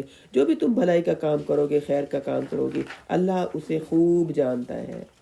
ایک تو اللہ نے کہا کہ جو مال تمہارے پاس ہے اس کو خرچ کر دو، ایکسٹرا ہے تمہارے، یعنی 2 سال ہو گئے تمہارے استعمال میں نہیں ہے، کولر تمہارے استعمال میں نہیں آ رہا، پڑا ہوا ہے نا، گیس تمہارے گھر میں ہے ہی نہیں، ہیٹر ہے جو گیس سے چلتے ہیں، دے دو کسی کو، کسی مدرسے میں، کسی مسجد میں، کسی ضرورت مند کو، ہوکا کر کے نہ رکھو کہ پتہ نہیں کب گیس آئے تو ہم اس کو استعمال کریں گے، دے دو آپ دوسرے کو ضرورت ہے، جن کے پاس گیس ہے تو دے دینا چاہیے۔ اس کے بعد آگے اللہ تعالیٰ نے کہا والدین، والدین کا اللہ تعالیٰ نے سب سے پہلے تذکرہ کیا. والدین بوڑھے ہو چکے ہوتے ہیں، ہم کہتے ہیں ان کو کہاں ہوش ہے، انہوں نے نہیں سدھرنا، ہم ان کو سدھارنے میں لگے ہوتے ہیں. تو والدین کا اللہ تعالیٰ نے سب سے پہلے نام لیا. والدین اگرچہ امیر بھی ہوں، ان کو کوئی ضرورت بھی نہ ہو، لیکن پھر بھی اگر اولاد تحفہ دے تو والدین کو بڑی خوشی ہوتی ہے. والدین پھولے سے خوشی سے ہر ایک کو دکھاتے ہیں، دیکھو میرا بیٹا لایا، دیکھو میری بیٹی نے یہ دیا، اگرچہ ان کو ضرورت نہیں ہوتی. وہ سمجھتے ہیں اس بات کو کہ ہمارے بچوں نے ہمیں عزت دی. یہاں پر اللہ تعالیٰ نے والدین، قریبی رشتہ دار، یتیموں، مسکین اور مسافروں کا تذکرہ کیا. یہاں پر بیوی بچوں کا تذکرہ نہیں کیا، جو کہ ہماری ساری کمائیاں آج کل مردوں کی بیوی بچوں پر خرچ ہو رہی ہوتی ہیں. بچوں سے تو سب کو محبت ہوتی ہے، وہ کہتے کمائی تو بچوں کے لیے رہے، بچے تو سب کو عزیز ہوتے ہیں، وہاں تو سبھی خرچ کر رہے ہوتے ہیں، بلکہ 10 15 جوگر لگے ہوئے، پھر بھی ہم کہتے ہیں چلو بھائی کوئی اور پسند آ گیا، اچھا اور دلوا دیتے ہیں، ہے نا. ہم کہتے ہیں ہمارے بچوں کو کوئی محروم ہی نہ ملے. بیویوں پہ بھی خرچ کرتے، کوئی ہوتے بڑے سنگ دل مرد، وہ بیویوں پہ نہیں خرچ کرتے. تو یہاں تو خرچ کر ہی دیتے تھے مرد، جہاں پر خرچ نہیں کرتے تھے ان کا اللہ نے تذکرہ کیا کہ والدین، رشتہ دار، یتیموں. رشتہ دار ہم کہتے ہیں خود بڑے کھاتے پیتے ہیں، ہمیں کیا ضرورت ہے دینے کی، ہے نا. جبکہ ہمیں پتہ ہوتا ہے کہ ان کی بچوں کی شادیاں ہیں، تو ان کو کتنی کو ضرورت ہوگی. ہماری اگر بچوں کی شادیاں ہو تو ہم کہتے ہیں سب لگا دو، سب لگا دو، کچھ کمی نہ رہے. اور جب دوسروں کا موقع ہو تو ہم کہتے ہیں خوب کھاتے پیتے ہیں. اس دن ہم گئے مچھلی کھا رہے تھے، بھائی وہ پیٹ تو بھرنا ہے سب نے، سفید پوش ہیں. تو طریقے سے دے، ایسے دے کہ ان کی عزت نفس بھی نہ مجروح ہو. یہاں اس آیت سے اللہ تعالیٰ ہمیں سکھاتے ہیں کہ مومن کو یہ سوچنا ہے اور یہ دیکھنا ہے کہ اس کا مال کہاں خرچ ہو رہا ہے. اب اس نے سوچنا ہے کہ اپنے مال کو کس طرح، کن طریقوں سے خرچ کرے کہ دنیا بھی بن جائے اور آخرت میں اجر بھی ملے. مومن بڑا سمجھدار ہوتا ہے، وہ بچت کرتا ہے، وہ برانڈڈ چیزوں میں نہیں پڑا رہتا کہ میں نے برانڈ کے کپڑے پہننے اور برانڈ کے 20,000 کا سوٹ دو پہننے کے بعد دل بھر گیا اب نہیں پہننا. مومن بڑا بچت کرتا ہے، مناسب طریقوں سے خرچ بھی کرتا ہے، اور وہ بچت کر کے ان پیسوں سے دوسروں کی ضروریات کو بھی پورا کرتا ہے. سادگی اپناتا ہے. نہیں کوئی کہتا ہے کہ برانڈڈ کپڑے نہیں پہنتے، تو کوئی بات نہیں، ہے نا. ہم اتنے برانڈڈ کانشیس ہو گئے کہ ہم نے وہی برانڈ کا عید پر سوٹ پہننا ہے جو 30,000 کا ہے. میری نند نے پہن لیا تو میں بھی وہی پہنوں گی. تو اللہ کہہ رہا ہے نہیں، جو تمہارے پاس ایکسٹرا مال ہے اس کو والدین، رشتہ داروں، یتیموں، مسافروں پر اور مسکینوں پر خرچ کرو. یہ بہت بڑی نیکی ہے. اللہ تمہارے کام بھی، تمہارے معاملات بھی بڑے اچھے طریقے سے، تمہاری عزت بھی بنائے گا. تم نیت تو کرو. تم پر جہاد فرض کر دیا گیا اگرچہ یہ تمہیں ناگوار لگتا ہے. وَعَسَىٰ أَن تَكْرَهُوا شَيْئًا وَهُوَ خَيْرٌ لَكُمْ، ممکن ہے تم کسی چیز کو ناگوار سمجھو اور وہ تمہارے حق میں بہتر ہو. یہاں ایک بات کی، اور دوسری بات ممکن ہے کہ جس کو تم پسند کرتے ہو وہ تمہارے حق میں بری ہو انجام کے لحاظ سے، اور اللہ خوب جانتا ہے، اللہ کو پتہ انجام کے لحاظ سے، اور تم نہیں جانتے. یہاں اللہ کا حکم چاہے کتنا ہی مشکل ہو، انسان کو تردد نہیں کرنا چاہیے. چاہے جہاد کا معاملہ ہو، چاہے کوئی بھی قربانی کا معاملہ ہو، انسان کو مان لینا چاہیے اور انسان کو یہ سمجھنا چاہیے کہ میری بھلائی اسی میں ہے. کیونکہ اللہ کے ہر حکم میں بھلائی ہوتی ہے. چاہے کوئی بیماری ہی نہ آ جائے، چاہے کوئی پسندیدہ عمل ہی کیوں نہ ہو، الحمدللہ کہنا چاہیے، اور کہنا چاہیے ہماری تقدیر میں یہی لکھا ہوگا. جب انسان ایسی باتیں کہتا ہے تو پھر گلے شکوے نہیں کرتا، پھر ایسی ایفرٹ نہیں کرتا کہ اس کو میں نے پیچھے چھوڑنا ہے، اس کو میں نے آگے، اس سے میں نے آگے بڑھنا ہے. پھر انسان کی رات کی نیندیں نہیں اڑتی، پھر میاں بیوی میں لڑائی جھگڑے نہیں ہوتے، پھر انسان راضی برضا رہتا ہے. جو میری قسمت کا ہے وہ مجھے مل گیا، میں وہ پہنوں گی، میں اچھی لگوں گی. لازمی نہیں کہ بحث میں آ کر اس سے بڑھ کر میں سوٹ لوں تو پھر ہی میں اچھی لگوں گی. اللہ کہہ رہا ہے کہ دیکھو اللہ کی رضا پر راضی رہا کرو، اللہ کے فیصلوں پر یہ سوچ رکھو کہ اس میں ضرور اللہ نے میرے لیے کوئی خیر رکھی ہوگی جو مجھے اس وقت سمجھ نہیں آ رہی. وہ نعمتیں جو مجھے بہت پسند آ رہی ہے، اللہ وہ مجھے نہیں دے رہا، اس میں میرے لیے کوئی خیر نہیں ہے. سمجھ آ رہی اس بات کی، ہے نا. آسان تک رہو شیئا وہو خیر لکم، میں ہی رہ گئی ہوں کہ میں ہی قربانیاں دوں جس کو تم ناپسند سمجھتے ہو. اللہ نے تمہارے لیے اس میں خیر رکھی ہوگی، تمہیں ان کاموں سے عزت مل رہی ہوگی. تمہارا دل جو نیکی پر جمع ہوا ہے، تمہارے وہ خیر کے کام کرنے کی وجہ سے، تمہیں وہ مشکل کام جو کرنے پڑ رہے ہیں، تمہیں اطمینان، تمہیں استقامت جو ملی ہوئی ہے، ان کاموں کی وجہ سے ملی ہوئی ہے۔ اور جس کو تم پسند کرتے ہو کہ بڑے آسان کام ہے، اللہ کہہ رہے ہیں مجھے پتہ ہے وہ انجام کے لحاظ سے تمہارے لیے بہتر نہیں ہے، اللہ کو پتہ ہے۔ یسألونک عن الشہر الحرام، آپ سے حرمت والے مہینے میں لڑائی کے بارے میں پوچھتے ہیں۔ حرمت والے مہینے میں نے آپ کو بتایا تھا نا کہ وہ اس کے بارے میں پوچھتے تھے، آپ ان سے کہیے ان میں لڑنا بہت بری بات ہے، نہیں لڑنا چاہیے۔ وصد عن سبیل اللہ، اس سے بڑا تو یہ گناہ ہے کہ اللہ کے راستے سے روکنا اور کفر کرنا اور مسجد حرام سے روکنا۔ یہاں اللہ تعالیٰ کفار مکہ سے کہہ رہے ہیں کہ تم جو ایشو بنا رہے ہو کہ انہوں نے حرمت والے مہینے میں بھی قتل کر دیا، تم یہ تو سوچو کہ اللہ نے اور باتوں سے بھی تو منع کیا ہوا ہے۔ اللہ کے راستے سے روکنا، کفر کرنا اور لوگوں کو مسجدیں سے روکنا، یہ بھی تو بہت بڑا گناہ ہے، اور وہاں کے باشندوں کو وہاں سے نکالنا اس سے بڑے گناہ ہیں۔ ہمارے ذہنوں میں نا بعض دفعہ کچھ گناہ ہوتے ہیں جس کی وجہ سے ہم لوگوں کو جج کر رہے ہوتے ہیں، ہے نا، اور ہم اپنے آپ کو نیک سمجھ رہے ہوتے ہیں۔ ہم کہتے ہیں دیکھو بھائی بنتے بڑے حج کرنے والے، اور دیکھو صحیح ان کے اندر یہ برائیاں ہیں۔ اللہ کہہ رہے ہیں سب گناہوں سے بچو، ایک گناہ کسی کا پکڑ لیتے ہو، ایک برائی پکڑ لیتے ہو، یہ دیکھو اور بھی تو گناہ ہے، سب کو گناہ چھوڑنے چاہیے۔ یہ نہیں کہ آپ خود ایک نیکی کرتے ہو اور دوسروں کو اعتراض عذر کرتے رہو کہ بھئی ہم تو نمازی ہیں، ہم تو نمازی ہیں۔ آپ کے بچے نمازی نہیں ہیں، بھئی وہ تربیت کر لیں گے، وہ بھی نمازی بن جائیں گے، وہ بھی اپنے بچوں کو شوق دلائیں گے۔ والفتنة اکبر من القتل، اور فتنہ زیادہ بڑا گناہ ہے قتل کرنے سے۔ یعنی قتل کرنا بھی بڑا گناہ ہے، لیکن دوسروں کو ٹانٹ مارتے رہنا، طنز کرتے رہنا، یہ بھی گناہ کی بات ہے۔ وَلَا يَزَالُونَ يُقَاتِلُونَكُمْ، اور یہ سب کام تم کرتے ہو اور یہ لوگ ہمیشہ تم سے لڑتے ہی رہیں گے، حتیٰ کہ یہ ان کا بس چلے تو تمہارے دین سے تمہیں لوٹا دے، اگر یہ استطاعت رکھیں۔ تو اللہ تعالیٰ کہہ رہے ہیں کہ دیکھو مسلمانوں کو یہاں پر اس آیت میں متنبہ کیا جا رہا ہے کہ تم نے ان کی باتوں میں نہیں آنا، کفار مکہ کی، مشرکین مکہ کی، یہود و نصارہ کی۔ یہ تو ایسے تمہارے دشمن ہیں، یہ چاہتے ہیں، یہ جو تم سے دشمنی رکھتے ہیں یہ اس وجہ سے نہیں کہ تم ان کے دشمن ہو، اصل میں ان کو تمہارے ایمان سے خطرہ ہے، اصل میں ان کو تمہاری نیکی کے کام کرنے سے ڈر ہے۔ تو ان کو متنبہ کیا جا رہا ہے کہ یہ تم سے تب تک عذر بہانے اعتراض کرتے رہیں گے جب تک تمہیں تمہارے دین سے نہ ہٹا دیں۔ تو لہذا تم نے اپنے ثابت قدمی کی دعا کرنی ہے۔ اگر ہم کوئی ایک نیکی کا کام کریں، لوگ اعتراض کر رہے ہیں نا، ہم نے وہ نیکی کا کام نہیں چھوڑنا، ہم نے بلکہ اللہ سے دعا کرنی، یا اللہ یا مقلب القلوب ثبت قلبی علی دینک، اے دلوں کو پھیرنے والے اللہ میرے دل کو نیکیوں پر جما دے، مجھے ثابت قدمی نصیب فرما۔ یہ جو لوگوں کی باتیں میرے حوصلوں کو پست کرنے والی، یا اللہ میں ان باتوں کی پرواہ نہ کروں، یہ تو خود نہیں کرتے، میں نے ایک نیکی شروع کی، یہ نیکی بھی میں کیوں چھوڑوں؟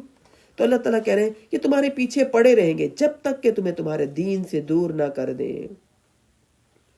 اور تم میں سے جو اپنے دین سے رک جائے، دور ہو جائے اور پھر اسی حالت میں مرے اور پھر وہ کافر بھی ہو، ایسے لوگوں کے اعمال اللہ دنیا اور آخرت میں ضائع کر دے گا۔ اس کے اعمال دنیا اور آخرت میں ضائع ہو گئے، یعنی کفر والے اعمال نہیں کرنے، شرک والے اعمال نہیں کرنے، بدعات والے اعمال نہیں کرنے۔ لوگ اتنی باتیں کر رہے ہیں، آخر کیا کریں؟ لوگوں کو بھی تو پھر ان کا بھی تو خیال رکھنا ہوتا ہے، دنیا میں تو ہم نے رہنا ہے۔ اللہ کہہ رہا ہے جو تم نے پھر نیکیاں کی نا، اگر لوگوں کو خوش کیا پھر تمہاری نیکیاں ہم ضائع کر دیں گے اگر تم کفر کی حالت میں مرے۔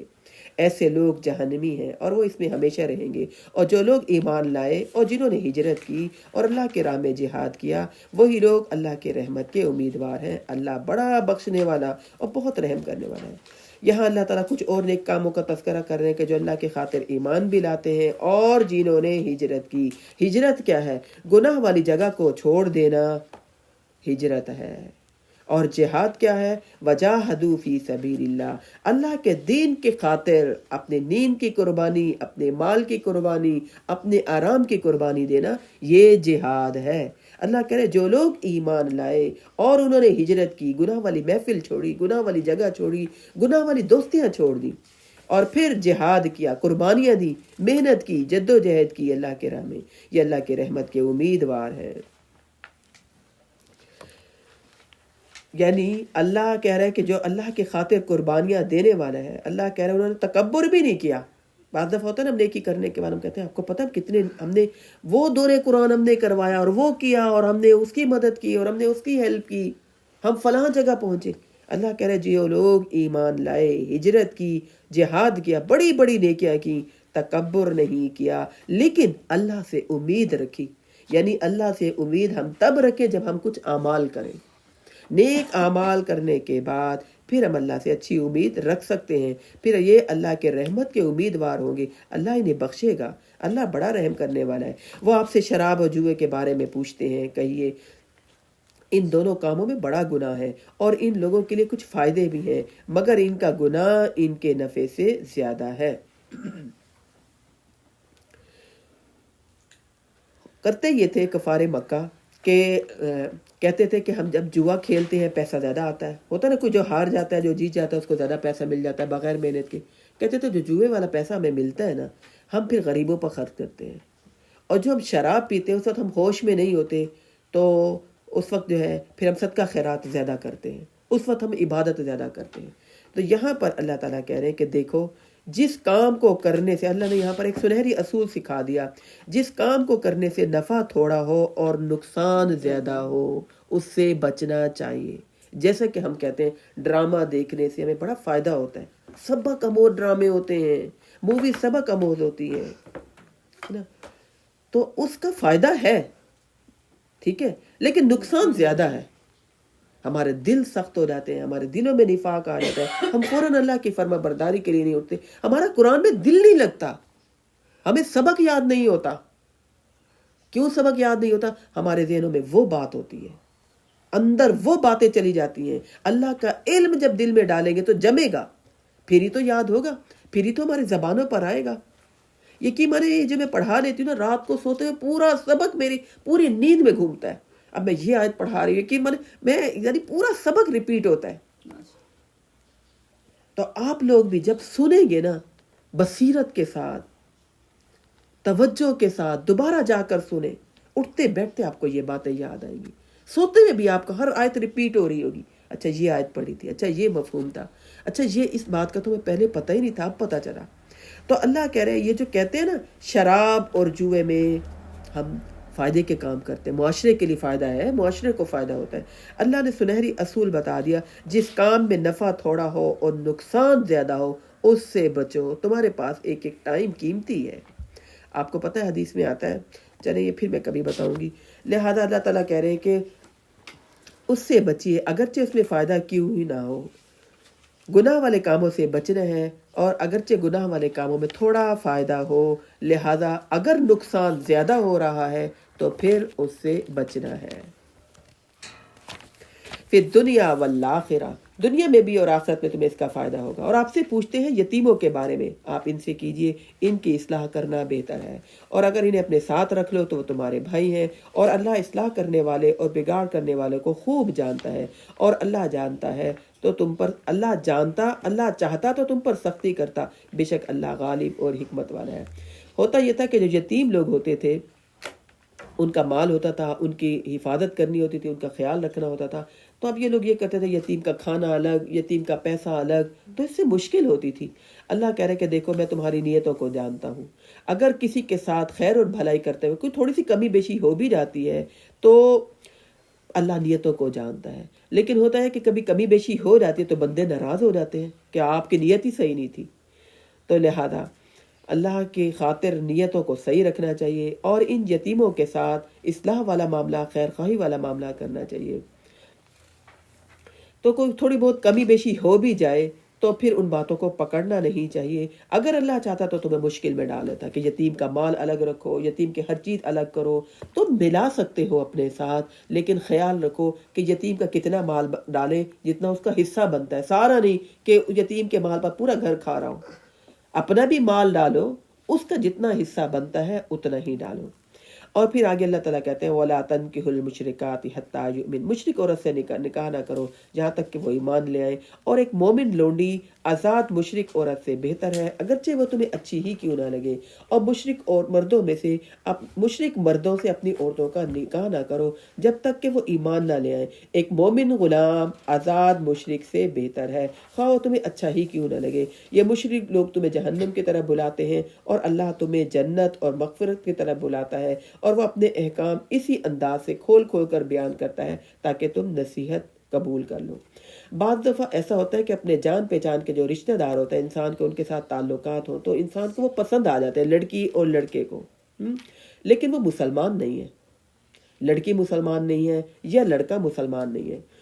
انسان کے جذبات ہوتے ہیں نا، انسان کو کوئی بھی انسان پسند آ جاتا ہے، تو اللہ تعالیٰ کہہ رہے ہیں کہ دیکھو پسند آ گئے تمہیں، لیکن جب تمہیں پتہ چلا بعد میں وہ مشرک ہے، وہ کافر ہے، اس کو چھوڑ دو، مومن کے ساتھ نکاح کرو، ٹھیک ہے نا، وہ زیادہ بہتر ہے، اس میں تمہارے لیے زیادہ بہتری اور خیر اور بھلائی ہے۔ جہاں اللہ تعالیٰ نے ایمان کی بات کی اس لیے کہ جب میاں بیوی اکٹھے رہتے ہیں تو پھر ایک دوسرے کے معاملات، ایک دوسرے کی عادات لیتے ہیں، تو تمہارا بھی ایمان چلا جائے گا۔ یہ حکم بھی منسوخ ہوا بعد میں؟ نہیں، یہ صحیح ہے۔ جڑا اہل کتاب کہتے ہیں، اہل کتاب، اسی کا تو حکم اللہ نے بتایا۔ دیکھیے پڑھیے اس آیت کو، مشرک عورتوں سے نکاح نہ کرو جب تک کہ وہ ایمان نہ لیں، اور اگر ایک مومن لونڈی آزاد مشرک سے بہتر ہے اگرچہ وہ تمہیں اچھی لگے، یعنی پہلے اہمیت دینی ہے ایمان والے کو، اگرچہ وہ لونڈی ہی کیوں نہ ہو، ایمان والی ہے، اس کے مقابلے میں جو تمہیں پسند آ گئی اہل کتاب میں سے وہ ایمان والی نہیں ہے، اللہ کہہ رہا ہے اس کو چھوڑ کر ایمان والی سے نکاح کر لو، یہ زیادہ بہتر ہے۔ اور مشرک مردوں سے بھی اپنی عورتوں کا نکاح نہ کرو یہاں تک کہ وہ ایمان نہ لے آئیں، ایک مومن غلام آزاد مشرک سے بہتر ہے خواہ وہ تمہیں اچھا لگے۔ مشرک لوگ تو تمہیں جہنم کی طرف بلاتے ہیں۔ ہمارے ہاں ہوتا کہ جب پسند آ جاتے تو وہ کہتے ہیں اس نے اسلام قبول کر لیا، ہے نا، اس کو کتنی کو دین کی سمجھ آئی ہوگی، وہ کتنے کو باعمل ہوگی، وہ کتنے کی پریکٹس کر رہی ہوگی اسلام میں۔ بہرحال اجازت ہے اگر وہ اسلام قبول کر لیں۔ اس آیت میں یہی بتایا کہ ایمان والے کو ترجیح جو نکاح کے وقت ایمان کو ترجیح دینا چاہیے، دنیاوی فائدے کو ترجیح نہیں دینی چاہیے۔ اگر ہم ایمان کو ترجیح دیں گے تو اس سے ہمیں دنیا کا بھی فائدہ ہوگا اور آخرت کا بھی فائدہ ہوگا۔ نبی اکرم صلی اللہ علیہ وسلم نے فرمایا عورت کے ساتھ نکاح 3-4 باتوں پر ہو سکتا ہے، اس کی خوبصورتی کی وجہ سے، اس کے مال کی وجہ سے، اور اس کے علاوہ اس کے خاندان، اس کے حسب و نسب کی وجہ سے، اور نیکی کی وجہ سے بھی۔ آپ نے فرمایا ایمان کی وجہ سے نکاح کرو گے تو تمہیں سب کچھ ملے گا۔ سبحانک اللہم و بحمدک نشہد ان لا الہ الا انت نستغفرک و نتوب الیک۔